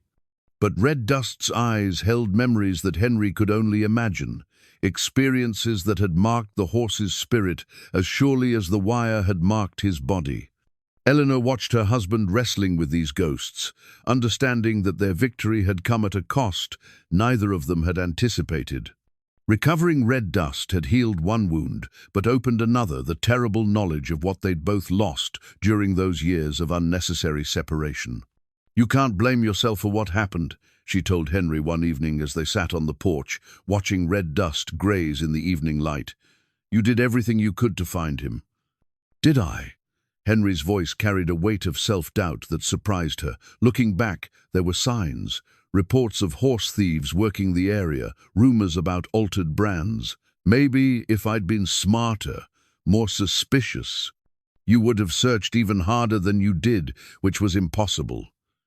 "Henry, you nearly killed yourself looking for that horse. Miguel told me there were times he was afraid you wouldn't come back from those searches."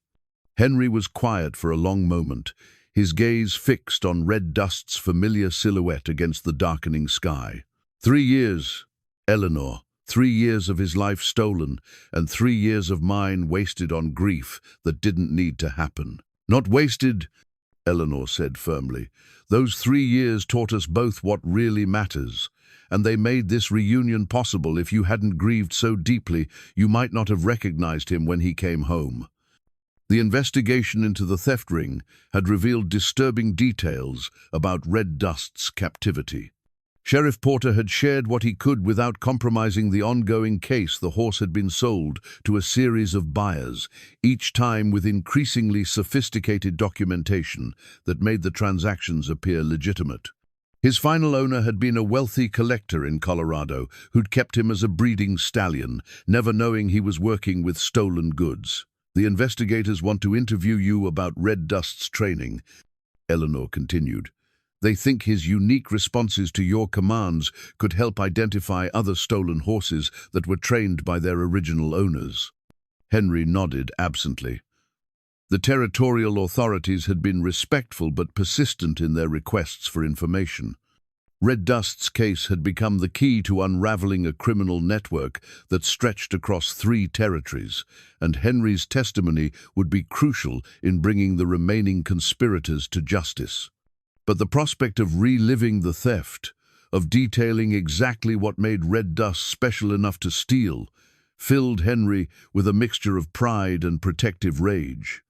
The bond between them had been forged over years of patient work, built on trust and understanding that couldn't be duplicated or replaced.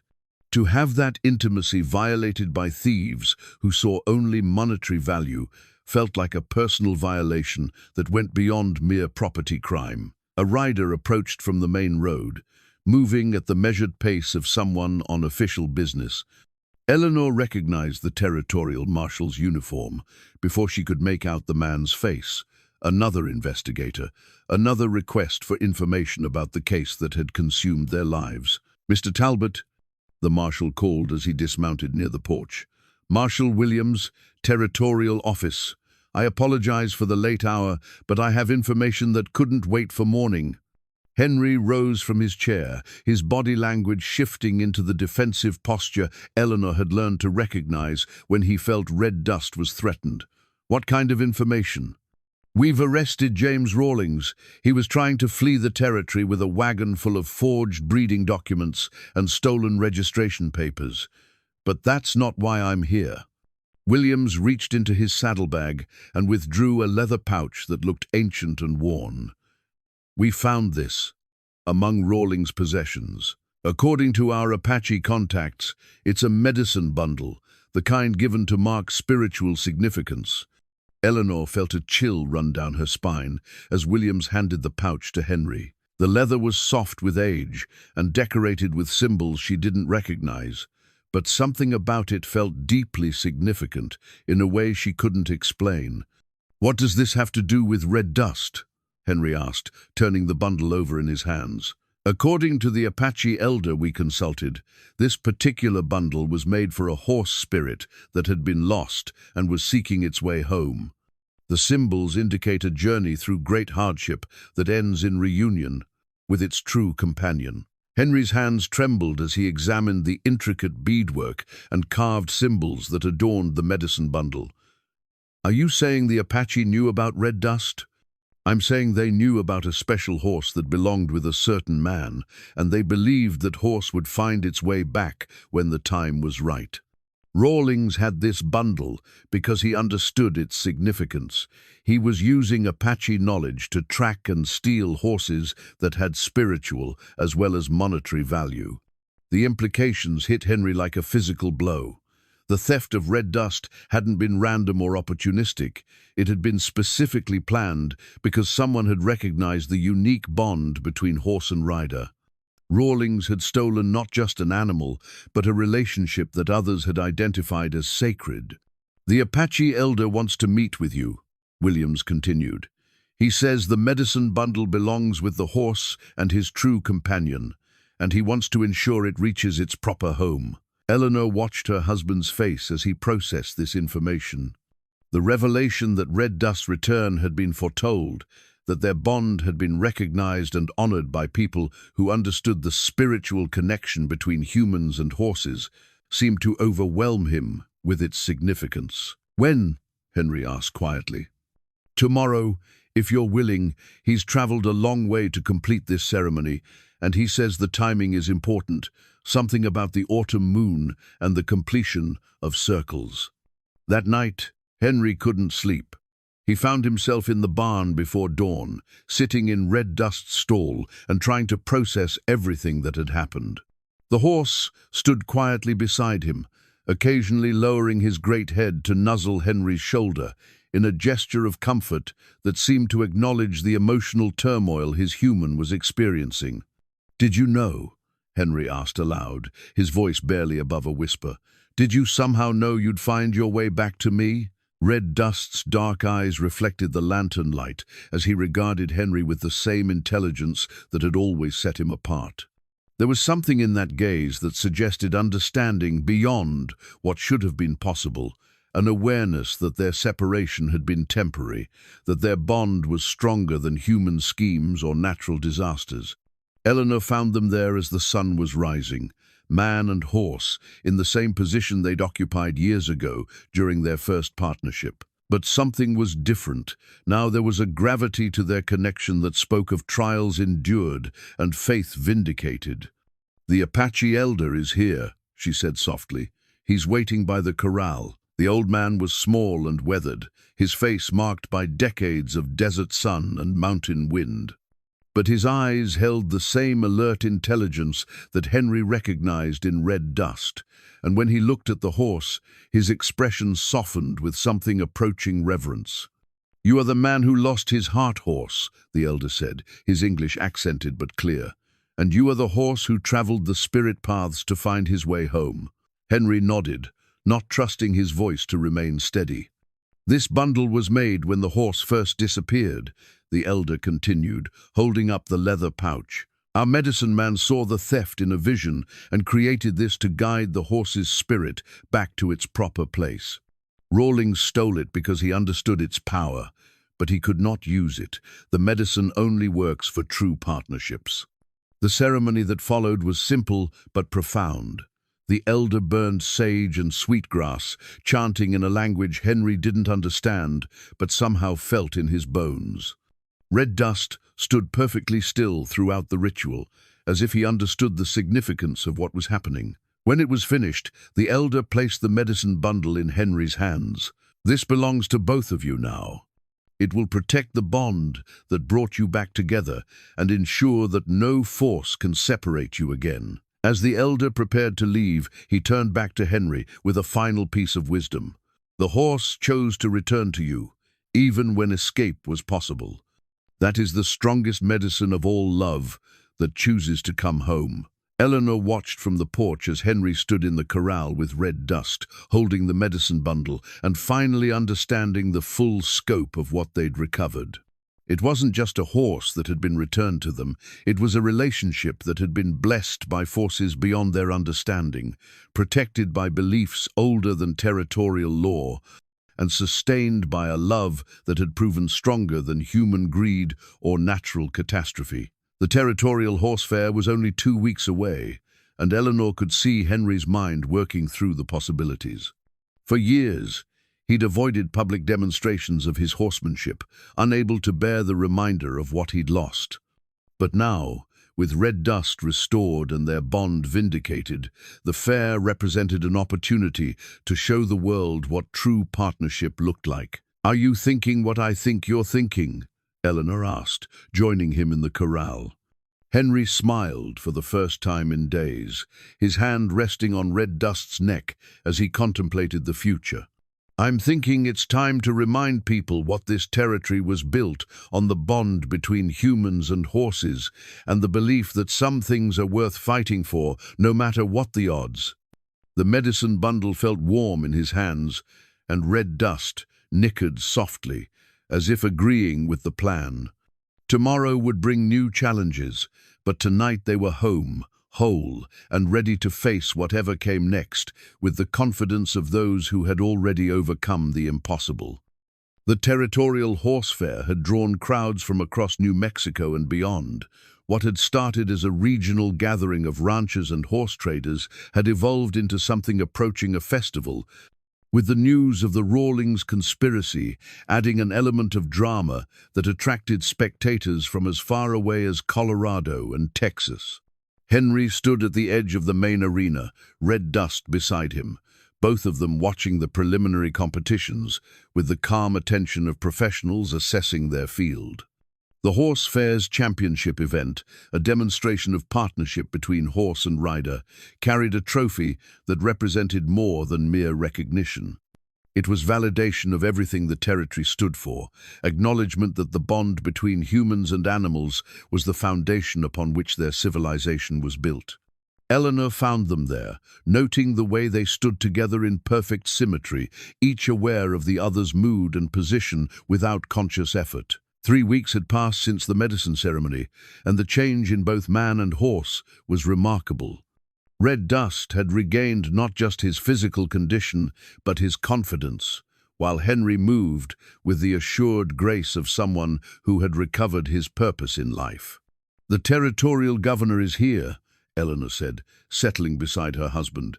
"Word has spread about what happened with Davidson and Rawlings. People are calling it the crime of the decade." Henry nodded absently, his attention focused on the competition taking place in the arena. A young cowboy was attempting to demonstrate his partnership with a spirited paint horse, but their movements lacked the fluid coordination that marked true partnership. Good technique, adequate skill, but missing the indefinable quality that separated competence from artistry. "Nervous?" Eleanor asked. "No," Henry replied, and realized he was telling the truth. For the first time in years, he felt completely at peace with himself and his circumstances. Red Dust's return had restored something in him that he'd thought lost forever, not just happiness but confidence in the fundamental rightness of the world. The afternoon sun cast long shadows across the fairgrounds as the championship event approached. Henry had entered their names almost as an afterthought, responding to encouragement from neighbors who remembered his reputation from before Red Dust's disappearance. But as the crowd began to gather around the main arena, he realized this performance had taken on significance far beyond a simple horsefair competition. Miguel approached, leading Marshall, the solid bay gelding Henry had ridden during the years of Red Dust's absence. The contrast between the two horses was instructive. Marshall was reliable, well-trained, and perfectly adequate for ranch work. But beside Red Dust, he looked ordinary in the way that competence always paled beside brilliance. "Senor Henry," Miguel said quietly, "there are people here who traveled long distances to see this. Don't let the pressure change what you and Red Dust do naturally." It was good advice. Henry could see the expectant faces in the crowd, could feel the weight of their attention and their hopes. The story of Red Dust's theft and return had captured the territory's imagination, becoming a symbol of justice, prevailing and lost things, finding their way home. People needed to believe in such stories, especially in a land where hardship was common and happy endings were rare. "We'll just be ourselves," Henry said, more to Red Dust than to Miguel. "Same as always." The Horsefair's master of ceremonies, a portly man named Henderson, who served as auctioneer for most territorial livestock sales, called for attention as the championship event prepared to begin. His voice carried easily across the fairgrounds, drawing spectators from other activities to witness what everyone was calling the main attraction. "Ladies and gentlemen," Henderson announced, "we have 6 entries in today's championship demonstration. Each team will have 10 minutes to show the crowd what true partnership between horse and rider looks like. Our judges will be looking for communication, trust, athletic ability, and that special quality that can't be taught or faked, the bond that makes horse and human into something greater than either could be alone." The first competitor was a professional trainer from Santa Fe, mounted on an expensive Arabian that moved with the collected grace of formal dressage. Their performance was technically flawless, precise movements, perfect timing, demonstration of advanced techniques that few horses could master. The crowd appreciated the skill involved, applauding politely when the 10-minute demonstration concluded. But Eleanor noticed something missing from the performance joy. The Arabian was obedient and well-trained, but he worked with the mechanical precision of a creature, following commands, rather than the enthusiasm of a partner engaged in shared adventure. The second and third competitors showed similar technical competence without the spark that elevated good horsemanship into art. Henry watched each performance carefully, not as a competitor studying rivals, but as a horseman appreciating the efforts of others who shared his passion. When his turn came, Henry led Red Dust into the arena with the unhurried confidence of someone completely comfortable in his surroundings. The crowd fell unusually quiet as they entered, the magnitude of what they were witnessing suddenly apparent to everyone present. This wasn't just another horsefair competition, this was the public validation of a story that had captured the territory's imagination. Red Dust's ears were pricked forward, his attention focused not on the crowd, but on Henry's subtle signals. 3 years of separation hadn't dimmed their communication, if anything. The ordeal had deepened their understanding of each other. Henry mounted without ceremony, settling into the saddle with the easy grace of someone for whom horseback was the most natural position in the world. For a moment, they simply stood in the center of the arena, man and horse perfectly still, as they prepared for what everyone sensed would be something special. The demonstration began without fanfare, a simple walk that showcased the horse's fluid movement and the rider's quiet seat. But as they moved into more complex gaits, the crowd began to understand what they were witnessing. This wasn't training on display, this was partnership in its purest form. Red Dust's responses to Henry's aids were so subtle as to be nearly invisible. A slight shift in weight would send them into a flowing canter. A barely perceptible touch of the rein would initiate turns so smooth they looked like dancing. Most remarkably, there were moments when they seemed to be communicating without any visible signals at all, horse anticipating rider's intentions with an understanding that bordered on telepathic. Eleanor found herself holding her breath as she watched her husband and Red Dust move through their routine.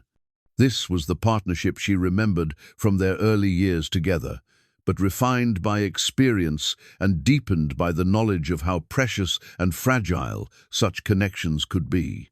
The athletic display's sliding stops, flying lead changes, precise spins drew gasps from the crowd, but it was the quieter moments that truly showcased their bond. When Henry dropped the reins entirely and guided Red Dust through complex patterns using only seat and leg, the arena fell silent except for the rhythmic sound of hoofbeats on packed earth. As their 10 minutes drew to a close, Henry and Red Dust stood once again in the center of the arena. The horse's sides were barely moving, his breathing calm and regular despite the athletic demands of their performance. He looked out at the crowd with the composed dignity of an animal, completely confident in his abilities and his place in the world. The silence stretched for several heartbeats before the crowd erupted in applause that seemed to go on forever. People were standing, cheering, some wiping away tears as they witnessed something that reminded them why they'd chosen to build lives in this challenging territory. But Henry's attention was focused entirely on Red Dust, his hand resting on the horse's neck in a gesture of gratitude and affection. They had done more than win a competition. They had shown the world what was possible when trust and love overcame every obstacle that circumstances could place in their path. The territorial governor himself rose from the judges' stand, his political instincts recognizing the symbolic power of what had just occurred. This wasn't just about horses or ranching, this was about the human spirit's capacity to triumph over adversity, about the bonds that made civilization possible in places where nature offered few second chances. Ladies and gentlemen, Henderson's voice cut through the continuing applause. I believe we have witnessed something extraordinary today. The judges are unanimous in their decision, but more importantly, we have all been reminded of what makes this territory special, the belief that some things are worth any sacrifice to preserve. Eleanor made her way toward the arena, her heart full of pride and joy, and a deep satisfaction that came from seeing justice finally done. The trophy they would win meant less than nothing compared to what they had already recovered, but the public acknowledgement felt like a blessing on everything they'd endured to reach this moment. As she reached the arena fence, she saw Henry dismount and stand beside Red Dust, both of them calm and centered, despite the chaos of celebration around them. The medicine bundle hung from Henry's belt, a reminder that some victories were blessed by forces beyond human understanding. The crowd continued to cheer, but Eleanor could see that her husband's attention was already turning toward home, toward the quiet satisfaction of another day's work well done. The championship was theirs, but more importantly, their family was whole again, and the future stretched before them full of promise and possibility. The trophy presentation became something more than a simple award ceremony. Territorial Governor Samuel Morrison, no relation to the disgraced horse trainer, had requested the honor of presenting the championship award personally, recognizing that this moment carried significance far beyond a local horse fair. Henry stood beside Red Dust in the center of the arena, still somewhat overwhelmed by the magnitude of the crowd's response. The applause had finally died down, but the energy in the air remained electric, charged with the collective emotion of people who had witnessed something that reminded them why they believed in second chances. "Mr. Talbot," Governor Morrison began, his voice carrying easily across the fairgrounds, "3 weeks ago, this territory learned about a conspiracy that threatened the foundation of honest ranching, the trust between neighbors and the sanctity of property rights. But today, we've witnessed something that reminds us what we're really fighting to preserve." The governor held up the championship trophy, a handsome silver cup engraved with symbols representing the partnership between humans and the land they worked. But even as he spoke about awards and recognition, Henry's attention remained focused on Red Dust, who stood quietly beside him with the composed dignity of a horse completely comfortable in his own skin. "This partnership we've witnessed today represents more than athletic skill or training expertise," Morrison continued. "It represents the kind of bond that built this territory, the understanding that some relationships transcend mere utility and become something approaching sacred." Eleanor watched from the edge of the arena, her heart full of pride and a deep satisfaction that had nothing to do with public recognition. She could see the way Henry's posture had relaxed, the way years of tension and grief had finally released their hold on his shoulders. This was the man she'd married, confident, purposeful, at peace with himself and his place in the world. But it was Red Dust who truly commanded her attention. The horse stood with the regal bearing of an animal who had endured great hardship and emerged not just unbroken, but somehow strengthened by the experience. His coat gleamed in the afternoon sun, his eyes were bright and alert, and his entire demeanor spoke of a creature who had found his way home and intended to stay there. The judges were unanimous in their decision, Governor Morrison announced, though everyone present had already reached the same conclusion. But more importantly, today's demonstration has reminded us all that some things, loyalty, partnership, the bond between companions, are worth any sacrifice to preserve. As the trophy was formally presented, Henry felt the weight of more than silver and engraving in his hands. This award represented vindication of his faith during the darkest years of his life, acknowledgement that his refusal to give up hope had been wisdom rather than foolishness. Red Dust turned his head to nuzzle Henry's shoulder, the familiar gesture drawing a fresh wave of emotion from the crowd. Here was proof that love could survive separation, that trust could endure betrayal, that the bonds forged between kindred spirits were stronger than any force that might try to destroy them. "Speech!" someone called from the crowd, and the cry was quickly taken up by others. Henry looked around at the expectant faces, realizing that people needed to hear something that would help them make sense of what they'd witnessed. He stepped forward, the trophy balanced in one hand while the other rested on Red Dust's neck. For a moment, he simply looked out at the crowd, gathering his thoughts and trying to find words adequate to the occasion. "3 years ago," he began, his voice steady but thick with emotion, "I lost the best partner I'd ever had. I searched everywhere, followed every lead, refused to give up hope, even when everyone told me I was chasing ghosts. The crowd had fallen completely silent, hanging on every word, as Henry shared the story they'd all heard fragments of, but never in his own voice. I learned something during those years of searching, that grief can make you bitter, or it can teach you what really matters. I chose to let it teach me that some relationships are worth fighting for, no matter how impossible the odds seem. Red dust shifted beside him, and Henry automatically adjusted his position to maintain their connection, a small gesture that perfectly illustrated the point he was trying to make. This horse found his way back to me through circumstances I still don't fully understand. But I know this: he didn't just return to his old home. He returned to a partnership that had been blessed by forces greater than either of us, protected by love that proved stronger than human greed or natural disaster. Henry held up the medicine bundle that hung from his belt, its leather surface worn smooth by generations of hands that had understood the sacred nature of certain bonds. An Apache elder told me that Red Dust chose to come home, even when escape was possible. That's the strongest medicine of all: love that chooses to return, partnership that endures every test, faith that refuses to accept defeat.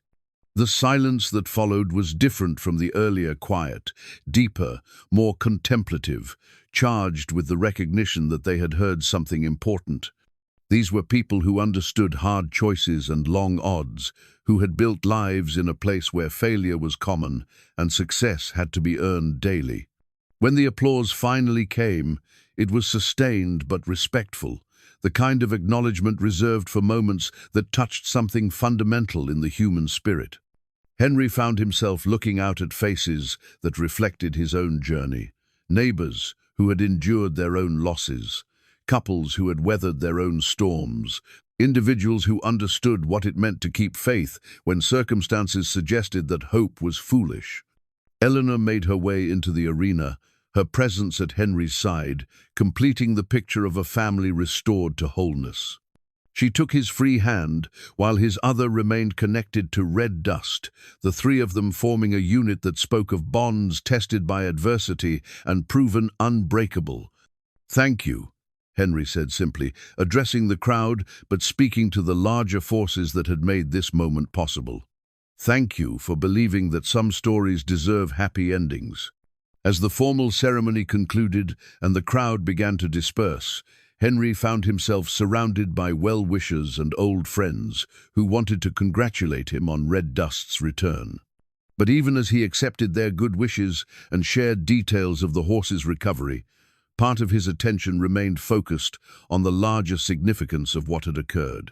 This wasn't just a personal victory, it was a public affirmation of values that defined their community.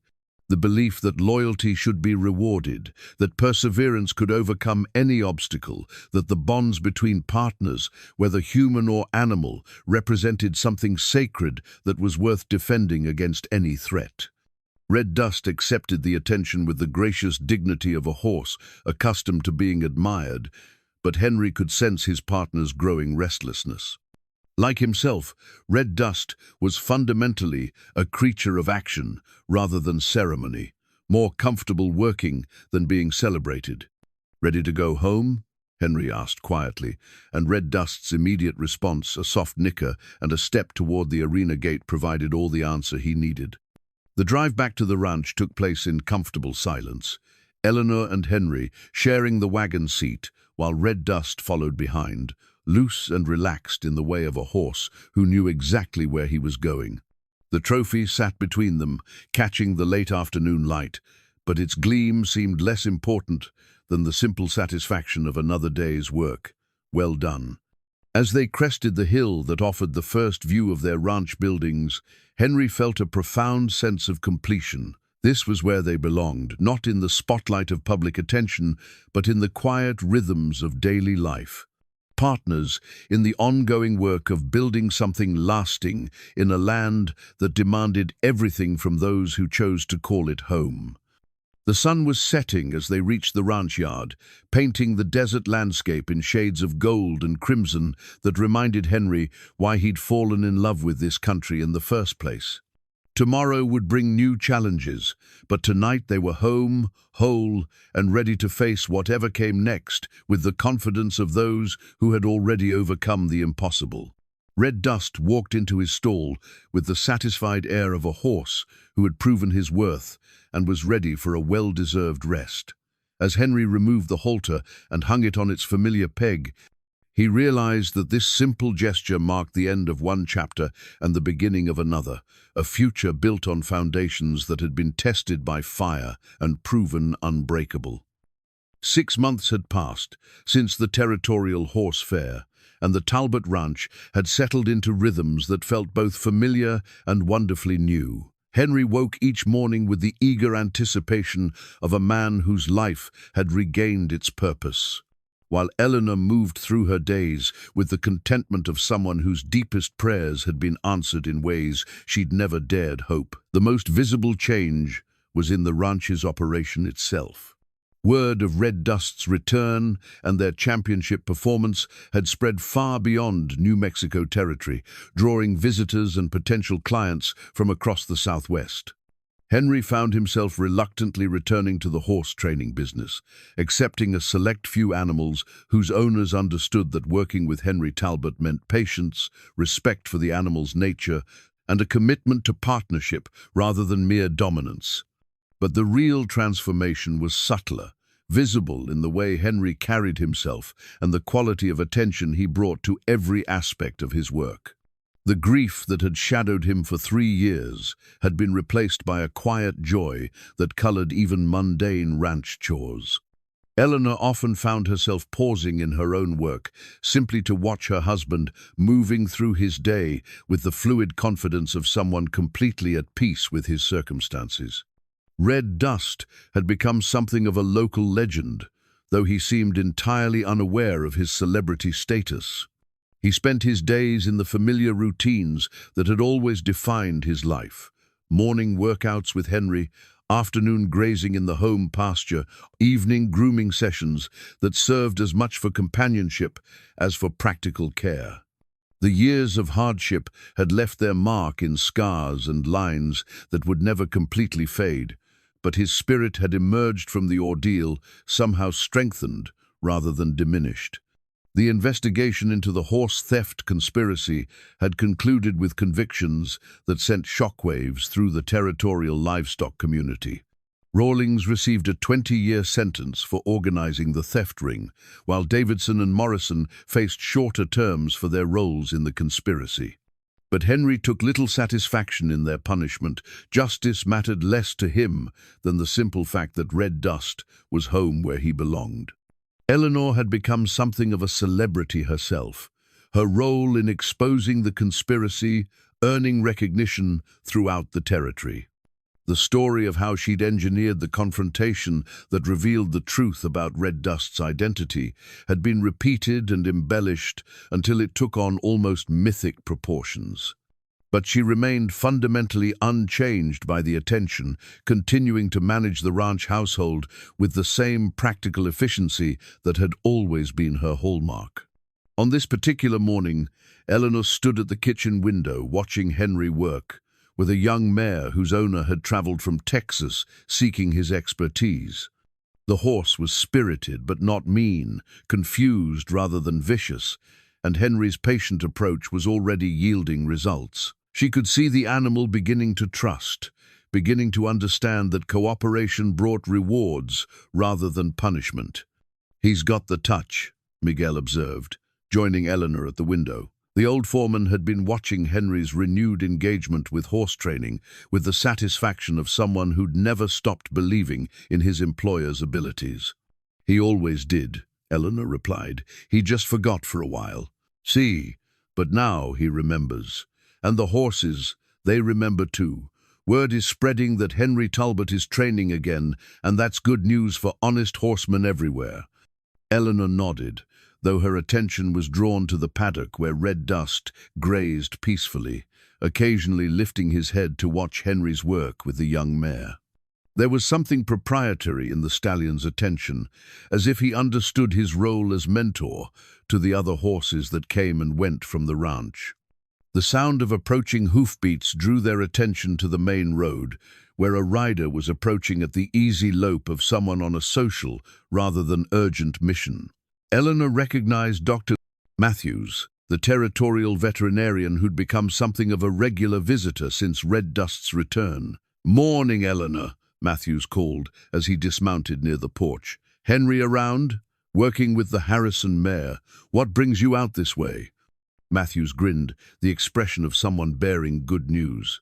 "Wanted to check on our celebrity patient, and I have something that might interest you both." Eleanor led him toward the training paddock, where Henry was concluding his session with the young mare.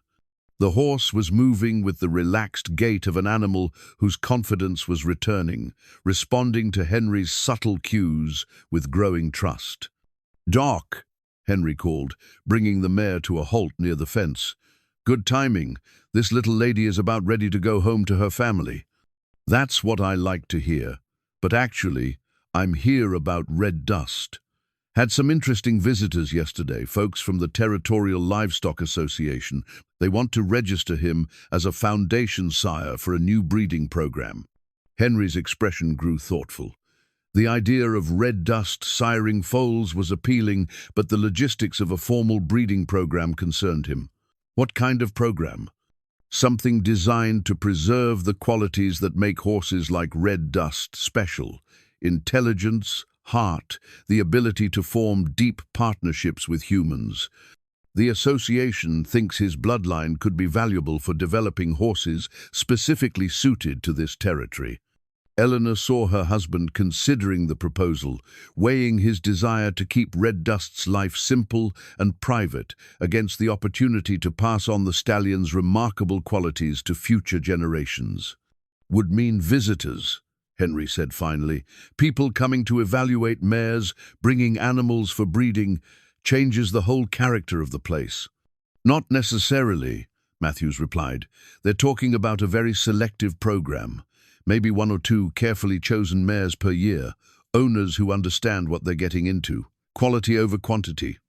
As if summoned by the conversation, Red Dust appeared at the paddock fence, his attention focused on the group of humans discussing his future. Henry moved to scratch behind the horse's ears, and Red Dust leaned into the contact with obvious contentment. "What do you think, old friend?" Henry asked quietly. "Ready to be a father?" Red Dust's response was a soft nicker that seemed to express general satisfaction with life as it currently existed. But Eleanor noticed something else. A young mare in the adjacent pasture had moved closer to the fence, drawn by Red Dust's presence in the way that suggested natural attraction rather than mere curiosity. "Henry," Eleanor said, pointing toward the mare, "look at that." The mare was one of their own, a 3-year-old chestnut with white markings that echoed Red Dust's coloring. She'd been born on the ranch during the years of Red Dust's absence, sired by Marshall and out of one of their older broodmares. But standing near Red Dust, the resemblance was striking enough to suggest deeper connections than mere coincidence. "Well, I'll be," Matthews said, studying the pair. "That's interesting bloodline convergence, almost like the ranch was preparing for Red Dust's return without knowing it." Henry found himself smiling at the idea. The notion that some greater pattern had been working itself out over the years of separation, preparing for reunion and renewal, appealed to his sense of how the world ought to work. "Maybe we start small," he said finally. "See how Red Dust takes to the idea of being a family man." The decision felt right in the way that major choices sometimes did, not because all the practical considerations had been perfectly balanced, but because it aligned with something fundamental about their circumstances and their hopes for the future. Over the following weeks, Red Dust's introduction to his potential mate proceeded with the careful deliberation that characterized all of Henry's work with horses. The young mare, whom they'd named Sunrise for the golden highlights in her chestnut coat, proved as intelligent and willing as her coloring had suggested. The partnership that developed between the 2 horses was different from Henry and Red Dust's human-animal bond, but equally compelling in its own way.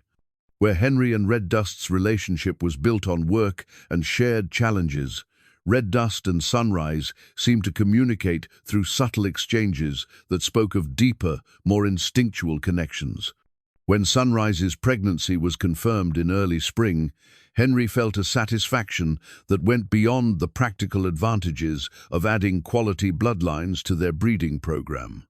This foal would represent continuity, not just of Red Dust's genetic heritage, but of the values and relationships that had defined the best years of Henry's life. Eleanor found him in the barn one evening as Sunrise's due date approached, sitting in Red Dust's stall and talking quietly to both horses about the changes that were coming. The scene reminded her powerfully of the early days of their marriage, when Henry's work with horses had been driven by passion rather than mere professionalism. "Nervous?" she asked, settling beside him on the straw. "Excited," Henry replied. "Feels like everything's coming full circle. Red Dust home, the ranch thriving, new life on the way. Hard to believe it's only been 8 months since we thought we'd lost him forever." Eleanor leaned against her husband's shoulder, both of them watching Red Dust and Sunrise in the comfortable silence of animals at ease in their surroundings. The medicine bundle hung from its place of honor on the stall wall, its presence a reminder that some blessings came from sources beyond human understanding. "Think he knows?" Eleanor asked, nodding toward Red Dust. "Oh, he knows. Look at the way he's been watching over her, making sure she gets the best grazing spots, keeping the other horses from bothering her. He's going to be a good father." The foal arrived on a clear morning in late May, a perfect chestnut colt, with his father's intelligent eyes and his mother's gentle disposition. Henry was present for the birth, and he would later swear that Red Dust's expression during those first moments showed a pride and tenderness that transcended mere animal instinct. They named him Hope, partly for the circumstances of his conception, partly for what he represented about second chances and the continuation of extraordinary legacies. Watching him take his first uncertain steps, then quickly gaining confidence under his parents' watchful supervision, Henry felt a deep satisfaction that had nothing to do with monetary value or breeding programs. This was what they'd fought to preserve, not just individual animals, but the ongoing relationships that made ranching more than mere business. Hope represented the future of everything they'd worked to build, the promise that Red Dust's remarkable qualities would continue into the next generation. As the sun set over the desert landscape, painting the familiar mountains in shades of gold and crimson, Henry stood at the corral fence, watching 3 generations of horses, Red Dust, Sunrise, and their new son moving together in the eternal rhythms of family life. Eleanor joined him there, her hand finding his in the gesture of partnership that had sustained them through the darkest years and now blessed their return to happiness. The territorial horsefair trophy sat on a shelf in Henry's study, tarnishing slightly in the desert air, but retaining its symbolic significance. More important than any award, though, was the knowledge that some bonds truly were unbreakable, that love really could overcome any obstacle, and that patience and faith sometimes received rewards beyond imagination.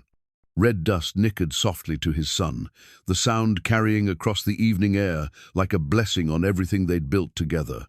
Henry squeezed Eleanor's hand and smiled, knowing that tomorrow would bring new challenges, but confident that they would face them as they always had together, with faith in each other and in the fundamental goodness of a world where miracles sometimes wore the disguise of horses finding their way home.